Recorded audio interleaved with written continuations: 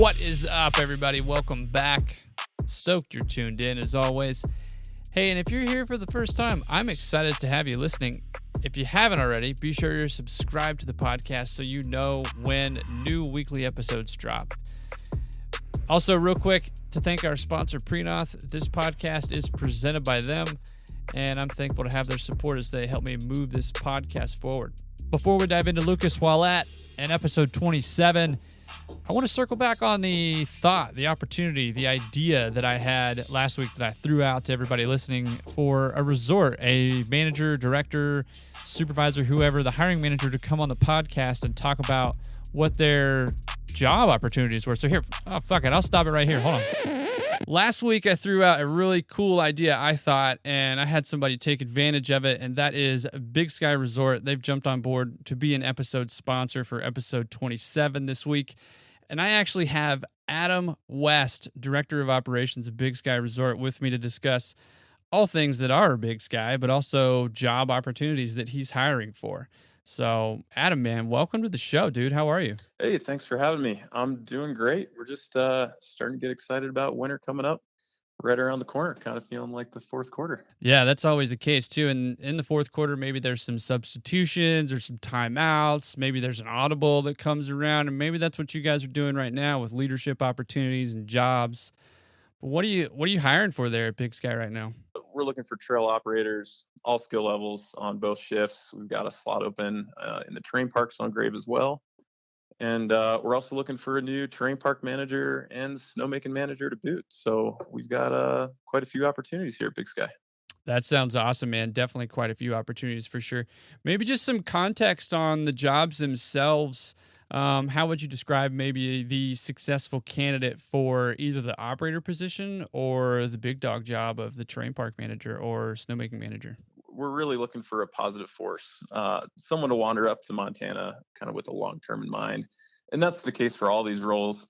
And that means growing not only their hard skills like machine mastery and diversity of equipment, but also soft ones, like leadership, communication, interpersonal skills. It's going to take more good people and folks to step up both summer and winter to get the job done. If you could differentiate between any of those, that would be huge, I think, for everybody listening, of what your expectations or the job description would be. Absolutely. Something that's really interesting here is that the grooming manager is a former terrain park manager himself. So while they're completely separate and we're looking for a new park manager, the night team, all those guys working out on the mountain, they're working towards the same goal. So that overnight team is responsible for, over 100 named trails, a couple different base areas, and just a whole boatload of lift terminal transitions. That shift, they've got two shifts. It's a 5/8 swing or a 4/10 grave. But I just think it's something that's pretty unique as far as the larger resorts go, is that cooperation between the terrain parks and grooming. It's not kind of an even or thing. We all start in the same plot, the same place. We still cover the same topics, and we're still working on the same goal here. But I want to know too, like, what is it like living in Bozeman, and is Gateway a possibility to live? What's the commute like? Yeah, there's a couple different locations to live in the region. First of all, you got Big Sky right off the bat. It's only about 10-15 minutes down the road from the mountain itself. And then in addition to that, to the north, you have Gateway, pretty close, a little bit farther, Bozeman. Bozeman's your classic Western college town. It's got everything you're looking for. Vibrant outdoor community, world-class skiing, biking, fishing, all that good stuff. Good downtown scene, college town. So it's going to come with all that stuff. And then, even over to the west, we've got an option, Ennis, the Ennis Valley on that side. Much more rural, beautiful place to live. World-class fly fishing. I'm sure some of you guys that are into it have probably heard of the Madison River. Flows right through Ennis. And that's just 45 minutes to an hour down a dirt road. Obviously, with the housing market the way it is currently in the industry, it's all over the shop with what's affordable, what's not. And, resorts that do and do not offer, that's up to them. But you guys sound like you do. So whatever you want to divulge about that would be killer. Yeah, we've got dorm-style housing available, again, in a couple locations, trying to spread things out and also make use of the real estate where we can. But we've got a number of beds available dorm style here in Big Sky, up at the mountain, down in the meadow as well. And then we also rent out 2 hotels down in Bozeman. And if we were to offer you a job and you need housing, we'd be able to offer that tied right in. What kind of equipment are you guys running up there, and what kind of experience are you looking for? Maybe in some context, either with the operator. Are you looking for a winch operator? Are you looking for somebody that's got a couple years of experience? Or are you looking for green people? We're looking for both, really. I mean, green people are great. They're moldable. We can teach them the Big Sky way. But just because we've done things the Big Sky way doesn't mean we're not open to change. And change is going to be brought in by the people that come here. So we're looking for experience as well. With regards to the fleet, we've made a pretty significant investment in the fleet the past couple of years, and we've got an entirely modern fleet. It's all Bison S's or Park Pros and a 600 winch. The rest of the cats are utility backup cats for 350s. But the machines that you'll be going out with to do your duties, you're going to be riding in, modern machines, top of the line. Subwoofers in those machines too. What's it like to work for you as a boss? I think that is just the $1 million question when you're doing two things: one, interviewing, and then two, thinking about transitioning and what maybe it would be like to work for Adam West. Generally, I'd say I'm pretty easygoing. I'm fairly patient, but I do have high expectations, and I'll be pretty direct about that. I want you to know that you're crushing it, but I'm not going to be shy about the inverse. If you're not making the grade, I'm going to let you know. I'm going to do my best to show patience with you. I get it. We all wake up in our own world every day, and growth is often incremental, but I want to make sure we're all on the same page and moving in the same direction. And if not, I want to know how I can help. How do people apply for these jobs? Best way to apply for them. I mean, first of all, if you know me or Jeremy Cooper personally, just reach out directly to us. But for the sake of our inbox, jump online, bigskyresort.com, top of the website header. There's a jobs link, and that'll take you to everything open. We fall into mountain operations, so that's where you'll find everything from the open management positions to the cat crew to the snowmaking tech positions as well. Adam, thanks so much for taking a minute to discuss everything that is an opportunity up at Big Sky within what you're overseeing, man. I appreciate it. And you heard him. If you're interested, reach out online before you blow up their inbox. Yeah, right. No, hey, thanks for having me. I really appreciate it. It's great to talk about Big Sky. And also I want to say I appreciate what you're doing, bringing people together in this industry, making something fun and entertaining for all of us. It's great. The operators in the locker room are chatting about the blade dive, and I see them sharing it on Instagram. So it's a great piece for the culture of the industry. Okay, I'm going to call that a first, and I think Lucas will approve because that guy is definitely an original man himself. So true to that form, big thank you to Big Sky Resort for sponsoring episode 27 and to Adam West for jumping on the podcast with me quickly to discuss job opportunities that he's hiring for at Big Sky. Pretty dope positions. And so if you're interested, just like you said, make sure you hit them up on the website if you don't have their direct contact info. Let's dive into Lucas Ouellette. Let me put this record back on. My guest today is Lucas Ouellette for episode 27. And if you don't know Lucas, I'll fill you in a little bit. Growing up in Ontario, I would consider Lucas more than the Little Dipper. He's definitely the other better half of Arena Snowparks alongside everybody else that makes that place function as it does incredibly. But Lucas is a shredder. He's a hell of a snowboarder, loves the sport with a passion. He is a dad, a rad dad at that, to two boys, and is an incredible husband. Fun fact, Lucas sleeps with his eyes open. That is true. We'll try to get a picture of that out there for everybody to see. Lucas sleeps with his eyes open. Projects that Lucas has been a part of definitely include things like Holy Bowly, but he definitely tips the hat to the Paralympics as something that he's very proud to have been a part of in the past and hopes to continue to contribute to. Lucas spent time at Whistler Blackcomb building parks, eventually working his way up onto the Glacier to build and be a part of Camp of Champions. Somehow he convinced Steve Petrie to hire him. I don't know how all that worked out, but I'll let Lucas get into all that. You know the deal. If you're at home right now, grab your favorite drink, kick your feet up, and if you're in the machine anywhere in the world, turn up the volume.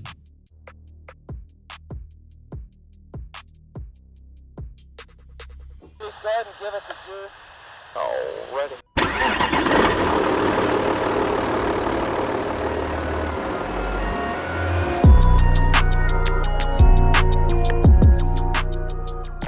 What is up, everybody? Welcome back to another episode of the Blade Dive. I'm your host, Parker Bohan, as always, and with me in the virtual booth today is Lucas Ouellette. And Lucas is definitely another individual that I've been wanting to catch up with. He is, I would dub him. There are multiple percentages that make up Arena Snowparks, but I would dub Lucas as one of the original OGs that was the other 50% at one point in time, alongside Steve Petrie. And I'm excited to have him on the podcast. Lucas is from Canada, but specifically contributed to Blackcomb back in the day.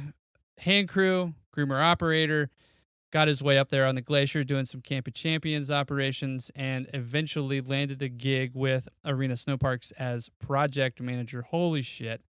Massive opportunity, and he is sitting across from me in the virtual booth. I'm reaching across the border right now. How about that? We'll put it that way. Welcome to the show, Lucas. How are you? Thanks, dude. Yeah, I'm awesome. Stoked to be here. I'm humbled and honored. Well, I wanted to have you on the show. It's awesome. Pleasure to catch up. We've talked about the Big Dipper a lot as Steve was a guest on the show, but I'm stoked to have you. Before we jump into this, I do want to thank our sponsor, Prenoth. They are the presenter of this podcast. They help me pay the bills and move this thing along as we keep talking to people throughout the industry who make things happen on snow and off snow, but within terrain parks or not. I'm grateful for their support. So, dude, you know the deal. We kick this thing off with a special guest question, and they're going to be riddled throughout the episode as well. But I think Jeff Keenan can be our first one. And oh boy. I think you cool with that, kicking it off that way? Sure, Awesome. sure. Awesome. All right. Well, without further ado, I will go ahead and play Jeff's question right now for you. Here we go. Hey, Blade Dive podcast. This is Jeff Keenan from Dinosaurs Well Die Snowboards calling in. You have Lucas Ouellette on the show today. So I have a quick question for you. You've spent many countless days on the Blackcomb Glacier over the years building the park for COC. And I was lucky enough to spend some summers up there with you. Mm-hmm. It is a true testament of grit to make it through to the end of the season. From the snow, sleet, rain, sun, wind, the glacier is changing every minute. And it's also an insane task to keep the park at the top level. At the end of all these days, the diggers get saltier and saltier. In the middle of the summer, we would start to get just a bit cranky at mostly the campers, but also the coaches. And then we do anything we can just to not interact and avoid them, but keep the park at the top level so they can enjoy. I remember one year you took your snowboard and cut the nose to a very insane pointy, sharp end, and then you gave the tail a gnarly batwing spiked effect. Yeah, this board was in fact the inspiration for our Wizard Stick model inside the Dinosaurs Will Die line. Can you tell us a backstory about this board, what you did, why you did it, and also what happened the following year? Thanks. Talk soon. Sick. Thank you, Jeff. My man.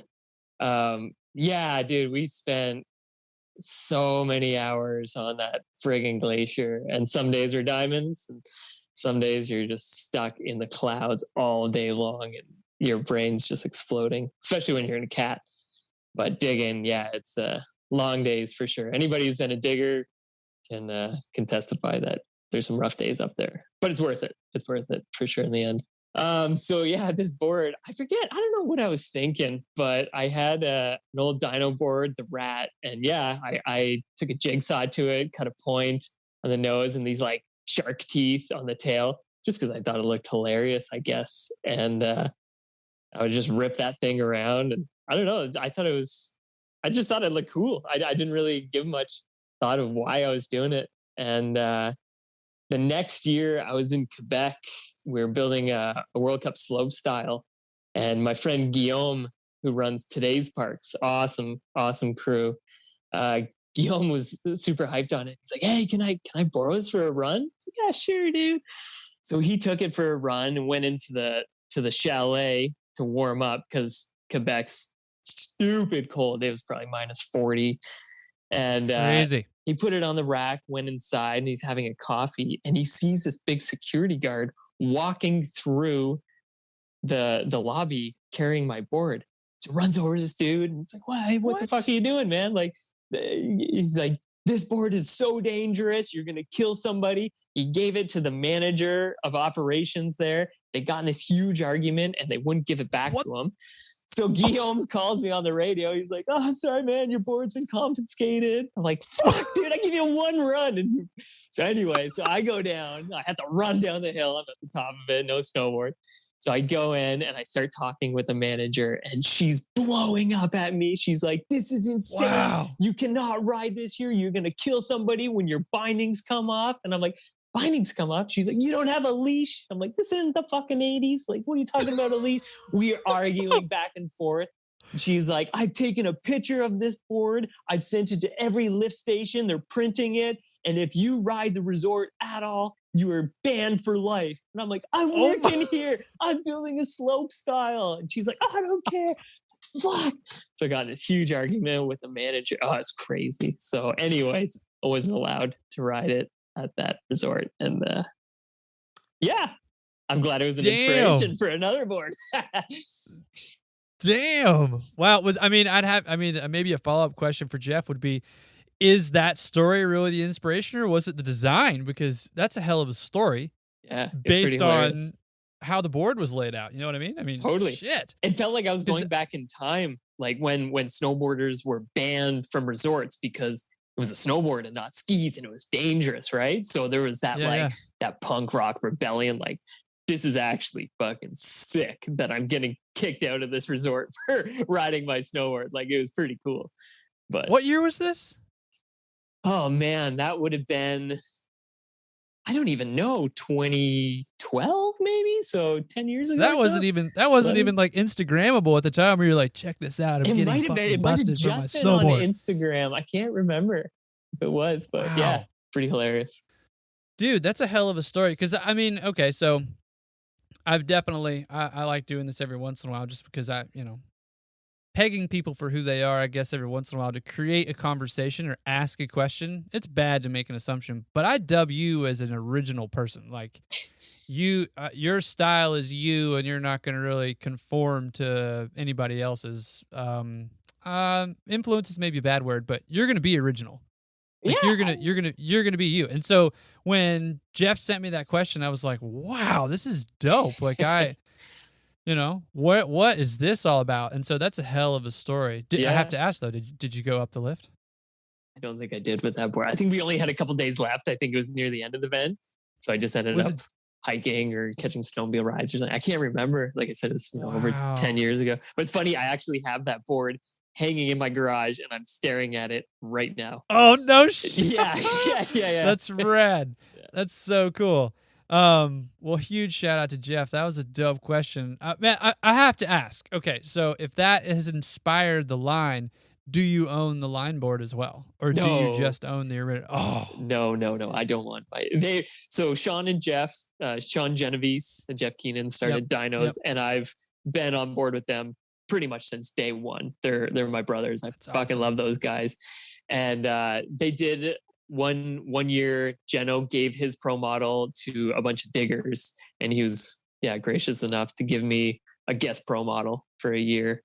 So super cool. I can't thank those guys enough. Love those guys. That is awesome. Yeah, hell of a question. And so it was just you, just to be clear, like Steve wasn't with you. Nobody else was there. It was just you at this build. No, Steve was there too. Yeah. Steve was there too. What did Steve say? Steve's like, "Dude, what the hell? Like, what did you do?" I think he thought it was pretty hilarious too. Did he really? I mean, he's old as dirt. So, to know what it was like, the history of snowboarding when you're getting kicked out of resorts or not allowed at resorts, this was right up his alley. He's like, "Man, this is like the good old days." So he loved it. Yeah. He was right in there. He was probably going, "What's your point? So what? Like, get back up here." I think I had the argument, like, what if somebody's ski fell off with a pointed tip and stabbed somebody? They're like, skis don't fall off. Right. I've seen more skis fall off than snowboards. Take a hike. Man, I'm excited to have you on the show. I really am. Excited to dive deep with you, talk about all things you, but maybe we go there just to be corny and chronological, just because, maybe we'll be original for a second. But growing up as Lucas, what was that like? Paint that picture for us. It was pretty chill. I grew up in the sticks of Ontario. I didn't find snowboarding until I was, I think, 11 years old. Our school would go on like school trips to a ski resort called Lakeridge, close to my house. And I tried skiing once and I hated it. Oh, it sucked so bad. And then that following winter, my parents surprised me with a snowboard for Christmas. That was, I think, 1997. And I tried it once and was just instantly hooked. So snowboarding, yeah, that's been my entire life. But I would go to Lakeridge all the time as a kid, rode there all the time. And then eventually they had this terrible park. Like there was a picnic table and a little bench and maybe this crazy shaped tabletop jump that was unrideable. And one year they announced that they were going to actually spend some money and build a terrain park. And I was like, this is sick. I would tour a bunch of other resorts around the area. And I told them, if you're going to have a park, you need a dedicated staff to manage the park, to maintain it, to rake it and make sure nobody gets hurt and yada, yada, do the whole sales pitch. And I was like 16 or 17 at the time. They're like, all right, you're doing it. So I got hired at, I think, 16 years old as terrain park manager at Lakeridge. And I hired all my homies, and it was sick. So we had a contractor. I forget his name, Cam. Can't remember his last name, but he would come in and build, and I would sit in the cab with him, design it. We built a whole bunch of new rails, do the layout, and Lakeridge was blowing up for that area. It was awesome. And I did that for 2 years. I actually left high school a year early because I found this wicked program that you could work for high school credits. So X amount of hours you would work, you would get a high school credit. And you only have to go to school for half a day, 1 day a week. I was like, dude, sign me up. So I would go to school for that 1 day and I would be a park ranger for the rest of the day. But nobody rode during the week at Lakeridge. So I would just lap all day long by myself, getting paid, graduating high school from this job. It was the best move I've ever done as a kid. So at the end of the second year... Holy shit. Yeah, it was good. It was really good. The end of the second year, management asked me if I wanted to build the park, like drive cats. It's like, yeah, sure. I had no ambition or anything after high school. So it's like, yeah, sure. I said, okay, well, you have to go to school for heavy equipment operating. It's like, yeah, all right. So I signed up for school and started that program. It was only a 15-week program, so it was super mellow in the summer. But during that time, one of my good friends, Peter, said, hey, if we're done college and everything, why don't we move out west? It's like, yeah, why don't we? Why are we living in Ontario? Yeah, let's go. Peter, my girlfriend at the time, my wife now, Ashley, we packed up and we moved out to Whistler. Lakeridge was pissed because I promised them I was going to build a park and pieced out on them. But so I went out actually the summer before. That summer I finished college and I went up to ride the glacier. And one of the guys, Stevie, who was a digger at the camp I went to, he introduced me to all the park crew up there. And I gave him my resume. They're like, you're in, you're so in. I talked to Stu Osborne, who's a terrain park manager at the time. And he's like, yeah, he gave me an interview. And he said, I think you'd actually be better suited for park grooming here than just a park ranger. And I'm like, holy shit, I'm this little stupid kid that came from Ontario, this tiny little resort, Lakeridge, and you want me to groom the Blackcomb Park? Like, are you nuts? But the grooming manager at the time, Stan, wouldn't hire me because I didn't have any experience driving cats. I said, well, how am I supposed to get experience if you won't hire me? So that year, I got hired as just a park ranger during the year, which I think benefited for sure because I could kind of learn the operations side of things. And I would just volunteer time after hours. I would swipe out and jump in a Snowcat. And Marty Gotree, who's a terrain park manager, pretty much taught me everything about driving cats. So I would have this little zone that I would just kind of dork around in, building stuff and learn how to groom a little bit. Actually, they called it Lucas Land, and that name still sticks today, which is hilarious. But Marty taught me everything, and the next year came around, a position opened, and the rest is history. Damn, dude. Let's okay, so I want to circle back to that co-op thing really quick. Yeah. That's what I think we call it in America. I know that sounds cheesy and definitely makes me ignorant, but it's I like the fact that you dubbed it as something that was casual. It's like I found this program that enabled me to basically pursue what I wanted to and get my high school credits, but do it how I wanted to. Because I feel like a lot of the time school, at least here, is definitely, it's regimented, it's go here, learn this. Oh yeah. This time frame, you get out, here's your path, you can go here. It's very linear. Yeah. Versus where that seemed for a 16-year-old kid, the last thing you want to do is sit at a desk and be force-fed this information where you have no desire to listen to them at all. Like, I was checked out. I was obsessed with snowboarding. That's all I wanted to do. So I found out about this program. I forget what it's called. Did you have to sell it to your parents at all? Did you? I mean, like, obviously, were your parents like whatever? Or they're did pretty you on have to board sell it to because my grades weren't that great. And once I found, it was kind of like for the really bad kids, that just wouldn't do good in school. They were pretty bad kids that I was like throwing desks at teachers kind of thing. So I just sit in the back, right? And I was all punk rock back in the day. I had a mohawk and a leather jacket, and I was sitting in the back, fit in discreetly, scowling. Yeah, I would scowl, but underneath, I was like, "This is such a joke. This is hilarious. Like, I'm graduating high school for this ridiculous stuff." It was awesome. Wow. I just think that's amazing. Like, the coolest thing that I ever even had to that was, I think my senior year in high school, we had this thing called, like, it was either med tech or something. I think it was called med tech. And I just thought it would be cool to shadow around different positions within the medical field to see if that was something that I was interested in. And so it wasn't even for the half a day or for the remainder of the day or a couple days a week, and I had the rest of the week off. It was I believe it was one period, and so you got excused from school to go out, shadow a surgery or something, and then come back to school. And it's like you'd be looking at this dude's shoulder all opened up, and you could see a ball and socket, and then you'd come back to school. And I just remember sitting down in math class and just going, I was in the OR. I do not want to be sitting. I do not want to be sitting down at a desk right now. Yeah. I remember. So that's cool that like they actually got to put you in a place, or you got to put yourself in a place where you were doing something that you were passionate about. Totally. And it was called Lakeridge. You said Lakeridge Ski Resort. Yep. Yeah, right. And they're still killing it. It's awesome. I was gonna say, do you still stay in contact with them? I do. Yeah.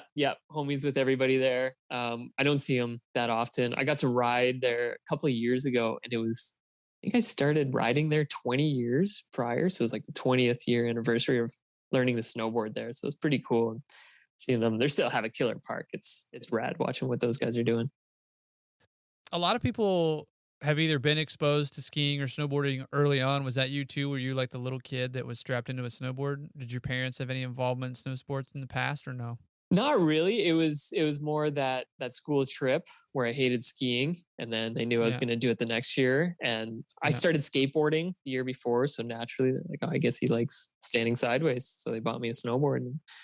And then we would go on trips. My dad and my mom didn't want anything to do with it, but my dad would bring us on trips. We went to New York and had family friends in Quebec at Mont Tremblant that we'd go to. So yeah, we'd do the odd trip here and there. So it wasn't huge with our family, but I just became obsessed with it. And yeah, obviously that's what I wanted to do. And that's why I moved out west, because you can snowboard 9 months of the year instead of 3 months in Ontario. Yeah, good point. French Canadian at all? Any French or no? No, I'm an imposter, actually. I got the last name, but yeah. I was going to say, because that was my question with why. I was like, man, I wonder if he does know any French. I do, un petit peu, but I'm not that good. No idea what that is. That hello in French? Yes. Yeah. Absolutely, Parker. Nailed it. Well, we need to have all the Canadians come on the podcast, and we can have a French day. We're a diverse. We're a diverse country. It's awesome. I think it's amazing. Not to say that America doesn't have foreign languages in it, but I do think that it's incredible that, like when Isabel was on the podcast and just talking about some of the ways that she's able to express herself through both languages is fantastic. Totally. Yeah. Just through heritage, it's very. I mean, I'm speaking for everybody in Canada right now. I probably shouldn't do that, but I think it seems more common. They're pissed. Yeah, I mean, I just it seems like it's more common. Like it's genuinely accepted versus where like in America, it's like, oh, you speak a foreign language. Are you sure you're from America? Yeah, You right, know, it's just a yeah. different culture here. It's very trippy. Versus where I'm like, oh my God, you speak a foreign language? Like, speak that shit. Tell me what's going on. Like, tell me some words. Like, I want to know. I tried to learn Spanish. I tried to learn Spanish during COVID. It did not work out. There's so much more going on in COVID than me trying to learn Spanish. Yeah, no doubt. Well, do you ever find yourself running into that situation where, like you just mentioned, you have been to other parts of either Canada or around the world, and do you ever find yourself running into a foreign language situation where you want to, or maybe you get motivated to learn it based on where your environment is? Yeah, when Steve and I would go to Quebec City to build the World Cup slopestyle, we did that for years and years. They speak only French. Like there's people that maybe speak a little bit of English, but they'll only speak to you in French. So there I was like, I do want to learn, and I would try a little bit. I have a little translator app on my phone, and I would try to have conversations. But this one night, actually, I was working on it for days and days and days. And I was in the winch cat, and I did the call out, like you were saying, there's a winch cat on this run, yada, yada. And I did the whole thing in French. It's like, man, I nailed it, right? I nailed it. And the ski patroller called back on the radio, and he said, sorry, did you just say you're in the winch cat? I'm like, man, I was trying to do it in French, right? This guy's full of English. So yeah, I guess I'm not that good. You're like, I did. Yes, I definitely did say that I was in the winch cat. I was trying to do it in French, man. Stop stealing my thunder. Come on. Yeah, you dick. Oh, man. Super cool, though. I would have done the same thing. Radio banter in French. That would be awesome. Yeah. It's radio tricky. banter in French. Yeah. Along the lines of just like places that you've been, I think one of the coolest things to talk about with somebody like yourself is that you are a part of Arena Snowparks. And, for anybody that doesn't know Arena Snowparks is a pretty big deal. Created by Steve Petrie, and now you've got people like Lucas Ouellette, you've got Ty Weed, you've got Ben Serlick on there as well, and just it's a pretty well-rounded group of people. I'm just all skill levels, but you're all top notch too. Different specialties, but I think my biggest question, and I tried to get into this with other people that have been on the show too, and it's been really cool to get their perspectives, but like your path just to either getting that opportunity with Arena, maybe that's not every operator's direction, but that it is a high level position. It's like, oh my gosh, like this person is a contractor, or this person works for a specific organization. I think there are a lot of operators out there that look at that as an elite title, but it's probably not everybody's desire. We could talk about all day about how you got there and how amazing it is, and I want to. But for maybe somebody who doesn't want to be at the tip top, how do we just kind of like you're saying, you were given an opportunity, you were given a shot to be a groomer based on your past experience. Is it past experience that maybe breaks down that barrier of entry? And that's a bit of a buzz term thrown out a lot, but how do we eliminate that and giving other people shots? I mean, I want to know. It sounds like you were given one. Oh, geez, that's a good question. I think a lot of time it's up to the boss, right? And Steve is by far has been the best boss I've ever had in my entire life. Because he trusts people, and he lets you try stuff. He lets you fail, and he respects that. So having managers, supervisors, bosses, not just expecting you to nail it first try. Like if you're a manager, say this guy might not nail it, but there's only one way to learn, and that's trying stuff. So I think that's it. Having expectations, not high expectations for staff, but let them try stuff, let them fail, and they're gonna learn. Do you think that maybe that's a better way to phrase it? I loved how you put it there. That trust. The barrier of entry piece is something that definitely exists through somebody's. I think it is trust. I think it's trust. It's total trust. Yeah. But I also think it's a small portion of maybe people who put up that bigger barrier of not allowing people to kind of come in and be a part of whatever the clique is or whatever the circle is. Like literally, I talked to Steve, and it's episode 15, and everybody should go and listen to it. But That's good. Steve is just like the mellowest guy Yeah. ever. And like, if you were ever going to be given a shot to work for somebody, he was going to be the guy to give you an opportunity. I mean, you guys definitely have a bond, but how do we create how do we give people that mindset if you're the manager to go, hey, I know that you have a deliverable. I know that you have an expectation maybe of me, but I'm only human.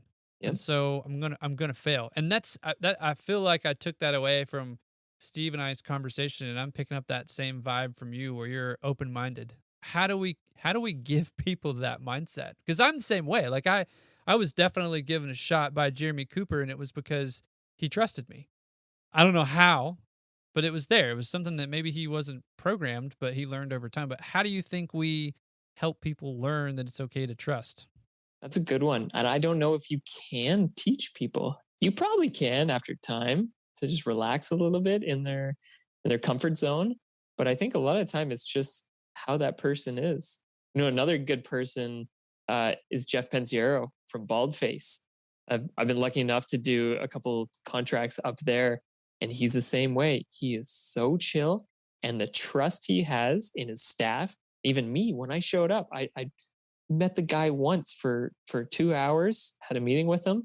Next thing, I show up at Baldface, and he throws me the keys to his cat, says, do whatever you want. So having... Do you think... Sorry, go ahead. I was going to say, sorry. No, go ahead. Sorry. I think just having that, like I said, I don't know if you can train somebody that, or it's just natural intuition where they just say, do it, man. Like, what's the worst that can happen? Well, I guess bad shit can't happen, but having the trust. I mean, man, I'm a lot at you here, but I just, you're taking it like a champ. Just a lot of operators are type A. Yeah. Maybe it's through failure. Maybe it's through, do you agree or disagree there? Like if you've got Steve, or if you've got yourself, or if you've got Jeff, do you think it's maybe an experience that they went through either on the job or as a manager that they're going, holy shit, I have been through way worse than this. I'm going to give this guy a shot because I definitely don't want to go do it myself. Like, hell yeah, go do it, man. Like you're motivated. I don't know. It could be, past experiences with horrible managers and saying, I am never going to be like that guy. I've had managers that are just, dickheads, and you don't want to work for them. And it's hard. You can see the morale of the whole crew just going down because of the way they treat everybody. So maybe it could be that, and I don't want to say spite, but being like, man, I'm never going to be like that manager. I'm going to do this and this and this. And once you get respect, the team's going to respect you. You're set. Yeah. And the industry term is barrier of entry. And I think a lot of people associate barrier of entry with price, but I very much like price to participate in something. And that is definitely a barrier of entry, but I associate barrier of entry as well with status. And so if status is not allowing status, stereotype, gender, race, I mean, all of those things I associate with an opportunity that maybe somebody's not being given because there's some bias that's going on there. Yeah. And, I love board sports and standing sideways and participating in things that are original, like talking to Lucas Ouellette. Like that's original. Love it. Thanks, man. But yeah, dude. But the idea that something as original as, creating a terrain park or building a snowboard or cutting out the tip and tail of your snowboard, you know what I mean? Like you weren't doing anything wrong there. You were being you. And because of that, somebody translated that as, well, that's not okay. That's unsafe. And that was their interpretation of it. And it's almost like you can relate that back to the barrier of entry of somebody getting into a Snowcat. It's like, you're building an unsafe feature. Well, I've lost my trust in you. It's like, well, you don't really get anywhere unless you're experimenting. Like so many people have referenced before on this show that there was no blueprint for a lot of what exists now. And so there was a lot of trying, but Yeah, For man. sure. I find it's interesting. Like, just does that make sense? Like, it's really everybody has come through or run through the wall at one point and either made a mistake or been successful. It's kind of like that 50-50 shot. Like, but you don't know until you try. 100%. You know what I mean? 100%. I've screwed so many things up. Everybody has. Like, it's human nature. So, and I've listened on the radio to supervisors freaking out at their staff. It's like, dude, he's human. Just give him a break. I promise he'll be back down to the shop at some point in time. You don't have to yell at him on the radio. Those are the hilarious. I love it when people are like, "What are you doing?" It's like, Jesus, man, it's like 8:30 in the morning. Chill out. Like, what were you doing with your time? Yeah. Speaking of Mr. Jeff Pincero, I have a special guest question from Jeff. Huge shout out to him. I've got a couple from Jeff that I'm gonna throw at you. So, oh boy, I'll play the first one for you. I'm excited to hear the answer on this one. Sick. Hey, Blade Droppers. It's Jeff from Baldface calling with a personal question. Have you ever had to poop in the middle of a giant build? And if you have had to poop, are you a fan of hanging off the stinger or hanging off the blade? And have you ever been busted for pooping in a park? Oh, man. Yes, 100%. So this is hilarious because my good friend KC, who's a builder here at Whistler Blackcomb, was at my house last night. And we were actually talking about this. We had a thing in the springtime called phantom pooping. And so you park the cat when you're doing a pass, you climb on the tracks onto the tiller without laying any footprints down. You hang off the back of the matting and lay a turd there. And then you drive away. So there's no footprints to be found. It's hilarious. We call that the phantom. And yes, I have been busted pooing in the park. And actually, KC, funny story. I actually one time when you gotta go, right? If the toilet's not there. So, anyways, nature called. I had to go, so I laid a big brownie in the Whistler Park somewhere, and I asked Casey, "Hey, Casey," I called him on the radio. "Casey, can you come down and help me at I'm moving a rail. Can you come spot me?" "Yeah, sure." And of course, he drives down right over. And, oh my! Yeah, God. the big chocolatey road formed. Wow. Well, man, when So yeah, thanks, Jeff, for sure, man. Oh, I gotta pull it together here. Everybody poops. Dude, that's the thing. Like, everybody poops. Yeah. If you don't think your shit doesn't, if you think your shit doesn't stink, man, you're just dreaming. Yeah. That's a great analogy for park builds too. Everybody For poops. sure. Everybody's shit stinks as well. There you go. But I would say probably tiller is better. Maybe you grab onto the hydraulic lines, or they're not as cold as the blade on your hands. So. Yeah. I feel like the blade attempt will be a bit aggressive because I feel like the only way to. Yeah.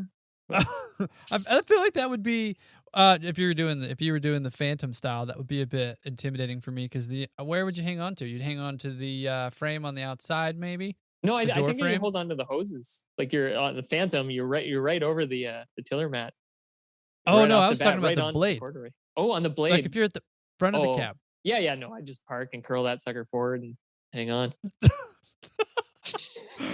Oh my God, amazing. You wouldn't take like the switchblade and kind of like make a little seat, and you wouldn't try that at all or anything? Well, I will now that you've mentioned it. Yeah. That's a really good idea. You should do Piston volley. I got an idea. Oh Fold man. out Yeah, toilet seats.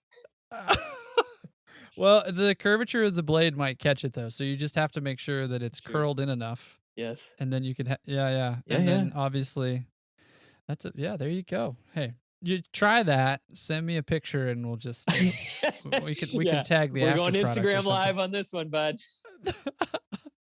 Oh man, that was such a good question. That was fabulous. Thanks, JP. I do have another question from Jeff that I'm going to throw at you. He's got a couple, so here we go. Question number 2. Okay. My question for Lucas is this. I know you are a absolutely ripping snowboarder. How bad does it hurt to work endlessly on a jump, pushing up the perfect tranny to the perfect landing, and have some snowboarder pro, quote unquote, show up and criticize your work, ask you to reshape it when you know you could absolutely outride them. Have you ever just gotten out of the cat and said, shut the fuck up, I'll show you how to do this, and showed anybody up? And if so, who was it? Where was it? I'm sure there's a good story behind it. I'd love to hear it. Sounds like another doozy. Yeah. Wow. Man, he knows me really well. Yeah, for sure that's happened and still happens to this day. And no, I don't, I'm a pretty calm guy. I don't know if I've snapped. I maybe told one or two Olympic snowboarders to fuck off, but I might have muttered that under my breath. Can you name names or no? I cannot. Well, Damn. I could, but I won't. But no, I have. I have experienced that for sure. Building big airs. We've had that experience for sure, where they show up and they say, "Wow, this jump sucks because I can't do my triple cork." And that's the one thing with snowboarding. I love snowboarding. I love all aspects of it. The high performance slope style side, I definitely kind of personally gravitate away from it just because it's not my scene. It's the dirty street kids. I think that's pretty cool. The parks where the high performance, like, it's just, I need the jump to be perfect because I need to win this contest. It's just not my mentality. So when you have a rider show up, their mentality has changed even in the past 5, 6, 7 years. Back in 7, 8, maybe more than that, 10 years ago, say, it was about what trick you could do on this jump, right? It's like, holy shit, I can do a 1080 on this jump.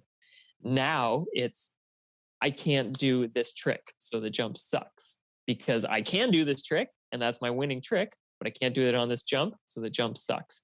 Which, yeah, it definitely sucks to hear. And we've blown it for sure.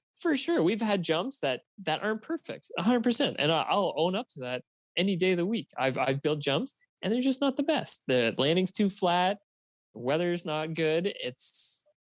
It just isn't that good. And it sucks because I know these guys, obviously they want to win. So I'm going to do my best. I do take the product seriously, but sometimes it doesn't work out. So, as I'm getting older, I'm not hitting stuff like I used to, but yeah, I would love to do builds, and I still do builds and ride a lot of this stuff, but I'm not hitting, the 70-foot jumps anymore that I used to. You had an opportunity, you said, to build out at Baldface, right? Yeah, I did. We did a bank slalom there called the Zigzag. We did that 2 years in a row, and it was so sick. And it was an experience I'll never forget. Like, I showed up in a helicopter, right? You meet in Nelson, you jump in a helicopter, they fly you up to the lodge. And that was the first time I've ever been in a helicopter. Like, this is already the sickest thing in the world. Show up, throw my bags inside, and JP comes out and he's like, "So you want to check out the place? Jump on any of these sleds. Grab that yellow one. That's Ken Block's sled." I'm like, what the fuck is going on? Jamie Lynn rolls up, and Jamie Lynn and I are riding on snowmobiles. I'm like, this is, I'm losing my mind right now. And we're just touring around Baldface on snowmobiles. We do a couple laps. And yeah, he throws me a set of keys and said, "Go to town, man. Do your thing." I'm like, what? Oh my. Okay. And like, yeah, you sure? He's like, "Yeah, dude, you know what you're doing." It's the sickest. I absolutely love Baldface. I love the whole crew up there. They're amazing people. It's such a cool scene. I'm not a spiritual person at all. And everybody, before I went, everybody was like, "Oh, Baldface, it's so spiritual. Yada, yada. Such energy up there." I'm like, yeah. All right, sure. You land up there and you're standing in these mountains, in the beautiful mountains of Nelson, and you're looking at Craig Kelly's cross, and you're like, damn, this place is heavy. Like, there's some serious energy up here. It's sick. It's so sick. Yeah. See, that to me, you spoke of kind of two different energies there too, because you got one where it's feedback, and that's a different kind of energy in itself, where it's heavy to accept. Let's be real. Yeah. It's heavy to accept. We've talked about it a lot, but I get where you're coming from too, because I've been there, and it's like that right there, whatever that is, whatever you want to call that, that thing is whack. Like that feature that you have literally just placed there. I'm so thankful for your time there, but it is whack. Like that thing right there is not going to work. And however, I feel like it can be so people do not let that stuff go as an operator. And it could be like a butter pad that you build. It could be a jump. It could be a rail install. It could be a takeoff to a rail. It could be, it could be anything, but it's only snow. Like I get it. There is a product, there is some material to be moved. Maybe you have very limited amount and your margin of error is minimal. But I mean, my perspective has always been that it can be fixed, and if it can't be fixed, we can definitely make the best out of a safe situation. What do you think about that take on that? For sure, yeah. And I also think it as a manager too, if you're the one talking to the employee that has built this feature that doesn't necessarily work, I think it's important to know that employee and their feelings, the way they're going to work. Because you can talk to some guys and say, dude, that thing sucks. Like we can't have that there. But other guys, you got to sugarcoat it. And you don't want to do that with everybody, but some people you have to. And I think you should show that person the respect and say, man, like it's sick.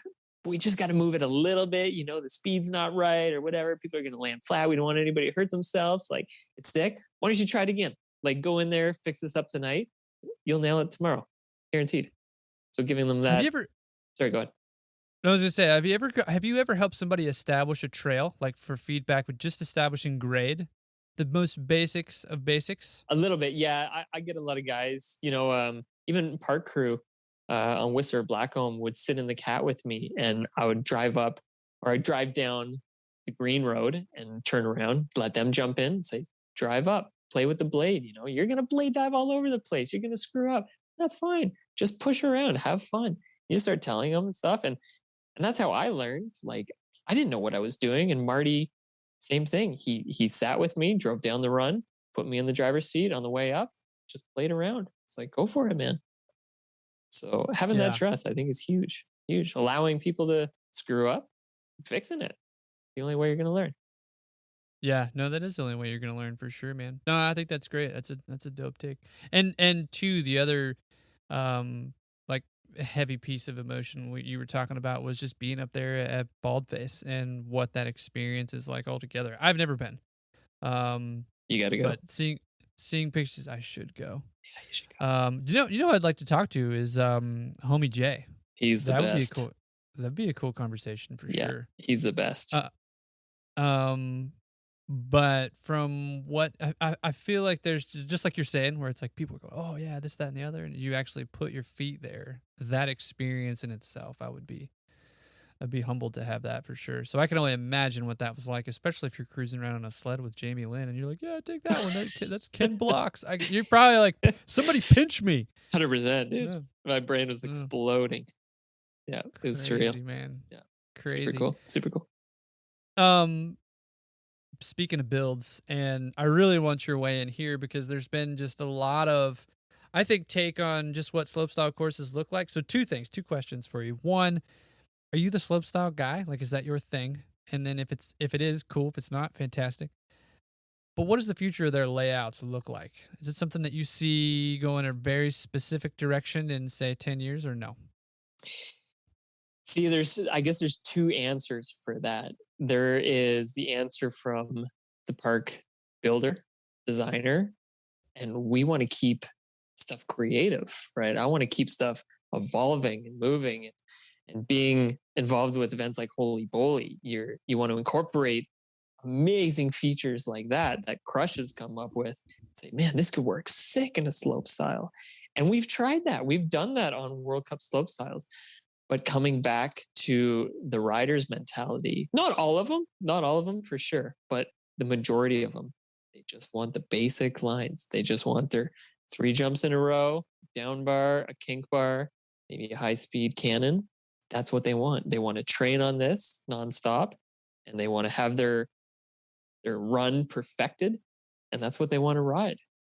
Where I think, you kind of torn, right? And I think a lot of builders are, because they want to try these new cool ideas and shapes and stuff. And it's sick seeing what guys are building these days. But then when the riders come, a lot of time they will ask for something creative. But if they can't guarantee they're going to stick their run and win, they're not going to try the creative features. So what, are you the slopestyle guy? Is that your thing? Is that what you like building? I absolutely love it, but I don't think There's a but. Yeah, I don't think I am I want to say the high performance slopestyle guy. Can I do it? Yeah, for sure. Do I like doing it? Yeah. But at the same time, working on events like the Paralympics and doing stuff, we did a dual bank slalom in Norway last year, Steve and I, and that was so much more fun than doing any World Cup slopestyle. And I think it's also the appreciation you get from the riders, where I don't want to rag on these slopestyle riders. They're awesome dudes. Like, I'm friends with a lot of them. They're amazing. They just have their mentality to win, and they want to get their run dialed, and that's fine. But then you get the other spectrum of these Paralympic athletes, and it's more about making it through the course, not necessarily winning, but they made it down. They don't have any legs, dude, and they're shredding. They're making it down, and it's like they're never in their wildest dreams would they have imagined they're traveling to Norway to shred this dual bank slalom, and it's the sickest experience of their life. So that side of it, the appreciation I have for doing events like that, outnumbers any slopestyle any day. Is that something that you marinated on for a minute? You're like, hey, I enjoy this way more. No, I think I definitely developed it over time. When I started, we were like, yeah, let's do this slope style and this slope style and this slope style, this big air, like this rail jam. That was all I wanted to do, because that's what I rode. I just rode park. And then I started getting thrown in some border cross events or ski cross events. And I was like, I don't really understand this stuff. Like, it's okay. But after time, you start to respect it a little bit more, I guess. And it's not necessarily about how cool, the cool factor of what you're building is. It's more, does it work? Does it work proper? Are the riders happy? Are they respectful to you? Then that's what I enjoy more now. I see too those events as way more sustainable than just throwing it out there. I'm playing devil's advocate here, but you get into those high performance venues and those need to exist for the training, but your regular participant, your somebody that is the quadriplegic or the disabled that wants to participate, or the deaf or the blind, or however the impaired, having everybody participate, I feel like is way more sustainable for the future of the snow industry than to have one big ass training facility to rule them all. I guess is what nothing like Mordor out there. I guess if I was to make an analogy to the Lord of the Rings there, but does that make sense? Like, yeah. It's funny, working on events like I worked on the 2010 Olympics with Steve in the half pipe in Vancouver. And I took Russia off, thank God.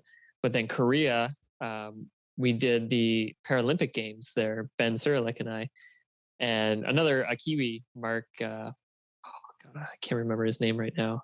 Mark something. Sorry, Mark. Anyways, we got thrown into that, and you can kind of see the difference. There's so much money, there's so much focus, so much stress, and everything is about the Olympics. And once that's over, everybody kind of takes a break and says, okay, we just got to get through the Paralympics now. Where the athletes coming to those are like, this is the biggest opportunity of their entire life. Yeah. So being able to come in there with a fresh set of eyes. Steve did the Olympics in Korea, and he left and I checked in for the Paralympics, and I was fresh. I was ready to go. So I was giving him my all after Steve had almost died after spending over a month in Korea. So it's nicer. It's a nicer atmosphere for sure.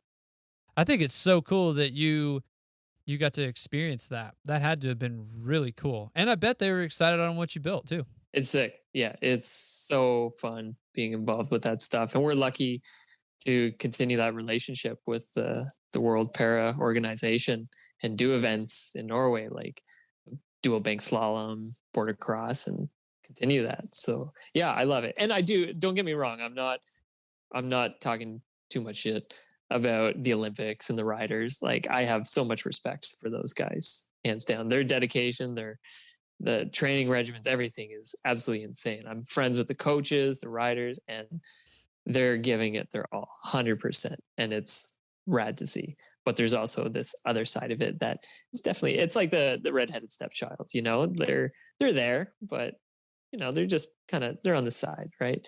Where to be able to be, you know, use some of my skills to give these guys really, really good courses is amazing and get them stoked. It makes me feel really good. I got another special guest question for you, Lucas, and it's from the man himself, Steve Petrie. Ooh, Big D. And yeah, I think it's great. I'm going to let it roll. So here we go. I'll play it for you now. All right. Hey, what's up, Lucas? It's your old friend Steve here from work. So stoked to hear your voice on the Blade Dive podcast. Can't wait to give it a listen.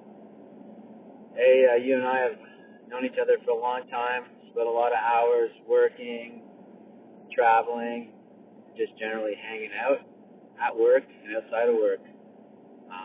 An interesting thing I learned about you on our travels is that you sleep with your eyes open. Kind of freaky looking. I remember the first time I saw it on one of our flights somewhere in the world. I looked over and I thought maybe you died or something. But you were just sleeping. Very traumatic for the people sitting around you, but it's kind of a fun fact about Lucas. Anyways, like I said, you and I have worked together for a long time, and I've always felt that you're perfectly suited for the career that you've chosen. You know, whether it's building in snowcats, designing and fabricating rails in the shop, or even just how you handle the social media side of things for Arena Snowparks. I would consider you a master of our trade.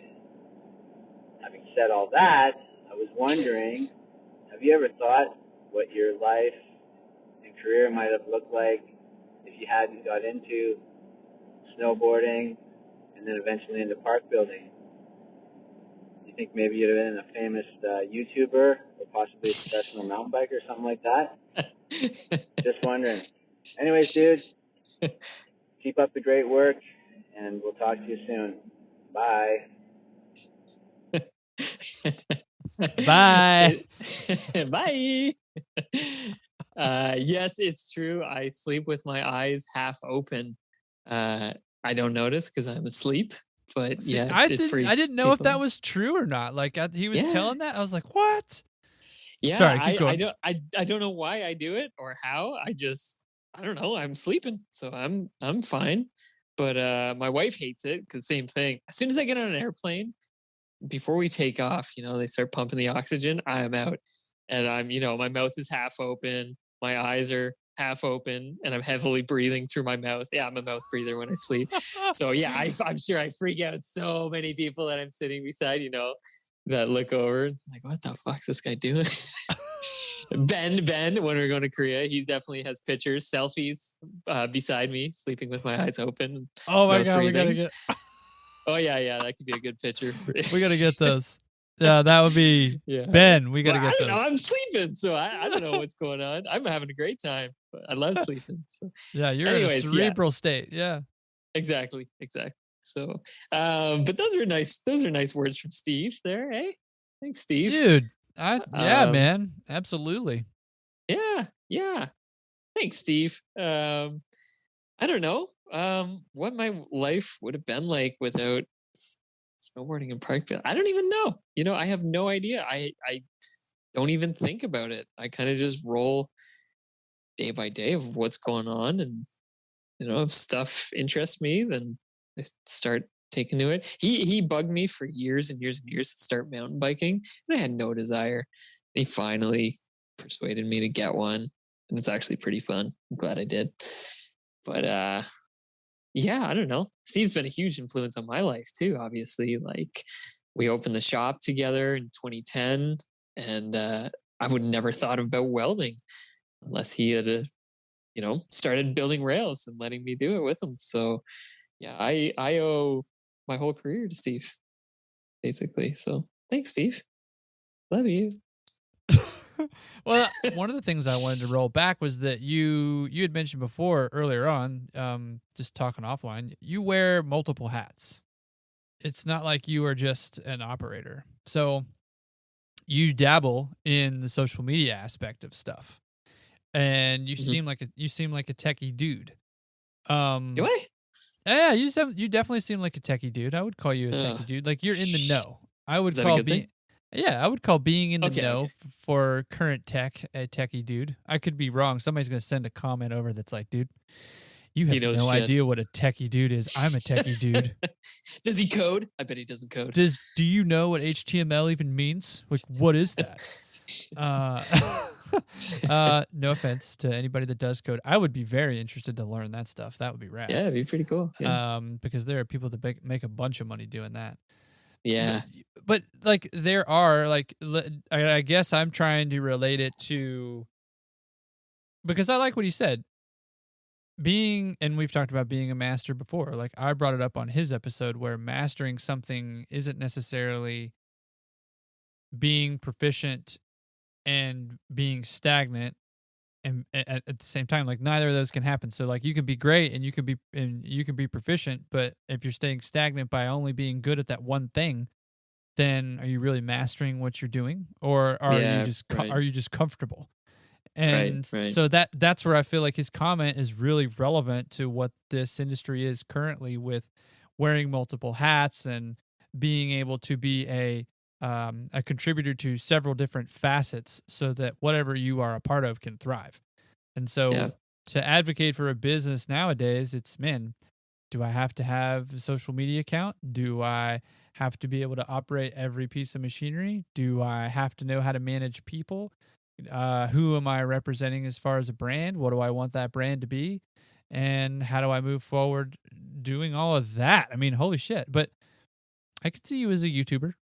I could totally see you as a YouTuber. Really? I don't know. Dude. Yeah, dude. We talked about that. I don't know. I don't know if I have the look for it. But if you could be a YouTuber, what would you YouTube?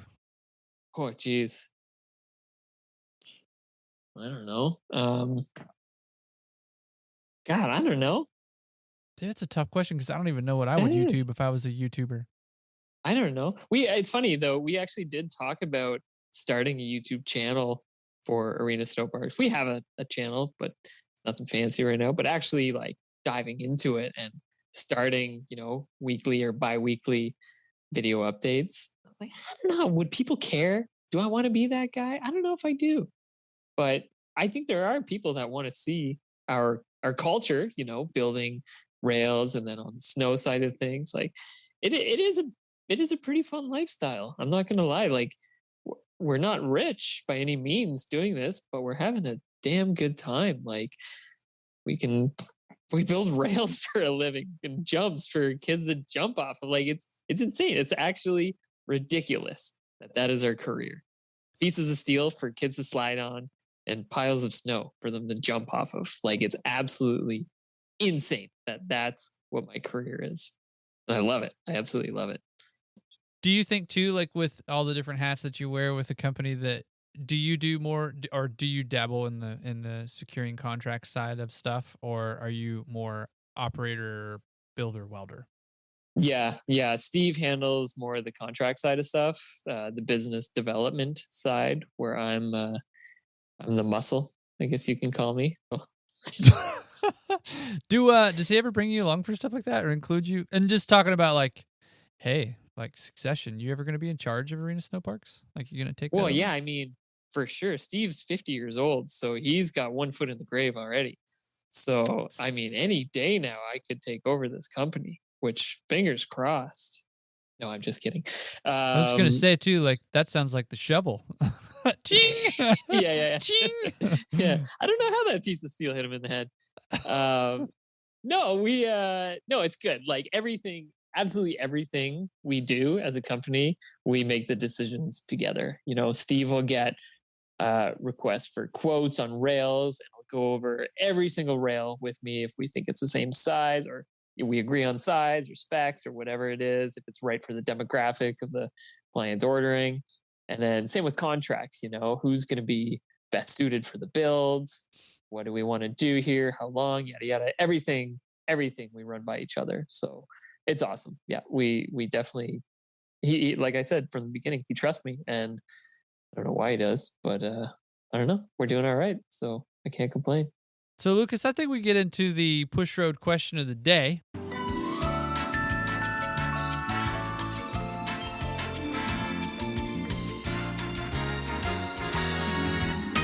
The push road question of the day. For those listening, if you want to be a part of the show and contribute, you can do that. Just pay attention to what we've got going on for Instagram stories on either Tuesdays or Wednesdays. We drop that out there and let everybody know who I'm chatting with. And we've got some good ones this week, which I'm excited about. So I'm going to start it off with, he's also contributed a special guest question. It is John O'Boyle, a.k.a. Weasel. Wizard Weeze. And his question is right out of the gate. He wants to know, Lucas, where is the ASP shirt I ordered a month ago? That's Steve's fault. He screwed up. He forgot to put it in the package. It's coming in the mail. Don't worry, Wizard. Oh, man. Nice. Sorry. All right, Wizard. Oh, man. Next push road question comes from Zach Collins. Oh, yeah? Zach asks, how come you and Ben never got the matching neck tattoos? Oh, man. Well, it's not a neck tattoo. That'd be pretty savage if it was on your neck. But I've been trying, and Ben's just pussyfooting out of this thing. I've been trying for years. I tried to do a road trip with him, and he bailed on me because he didn't want to get a tattoo. So I'm working on it. Ben's the softie here. I'm down. Just Ben. Got to work on him. Is Ben like tattoo-less? Or tattoo-less, yes. Virgin skin. Oh, man. Yeah. What was the tattoo? Like matching tattoo of what? What would it be? It's these two bros. And instead of, bro handshake, they're doing that with their penises. Yeah. And I'm down. But Ben, I don't know. I'm going to one day when we have an event together, we're building, we're doing it. Yeah, we're doing it. Ben, come on, man. Yeah. Silly goose. God. Let's get it. That's amazing. Let's see. Next push road question comes from Michael Scarfino. And Michael asks, do you think committing to a park position is the only way to get recognized in the industry? Yes, definitely. No. No, it's not for sure. It's I wouldn't say that's a good question. No, there are other ways to climb the ladder than being in terrain parks. You look at the amount of mountain managers and senior leadership teams, and I would say 99.9% of them didn't come from terrain parks. So it depends what you want to do as a career. If you want to be a mountain manager, I don't know if terrain park would be the best option. But I mean, then you have Adam Mailer, right? Who's killing it. And he came from the park world. So I guess it depends. I don't know. That's a good question. I don't know if I have an answer for that. Be the kind of person that you would want a boss to be, right? Like, I think that's the best way to do it. If you imagine the best boss you could have, try and be like that. Respect your employees, work with them, have fun, make sure everybody feels great, and you're set. You're obviously going to deal with terrible people from time to time, but they're not meant to be. The people that are really, making initiatives to be really good employees, those are the ones that are going to make it. You and Steve do a really good job of like making light of everything. I need to be better at that. Yeah, we try. Sure. We try. At the end of the day, like, it's our job. It's, in a way, it's a thankless job. Like the average groomer, park groomer, anybody running Snowcats, it's at nighttime. Nobody's around. You lay cord, you fix everything. The runs are mint. You leave. Nobody knows it was you.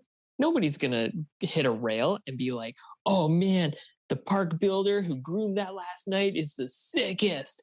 Nobody's going to think that. So you got to have that mentality. Like, I mean, some people do, have that mentality. Like, I'm going to make sure everybody knows that I was the one who groomed everything last night and had that dialed. But for the most part, like, if you're riding through a park and you hit something, you don't care who groomed it the night before.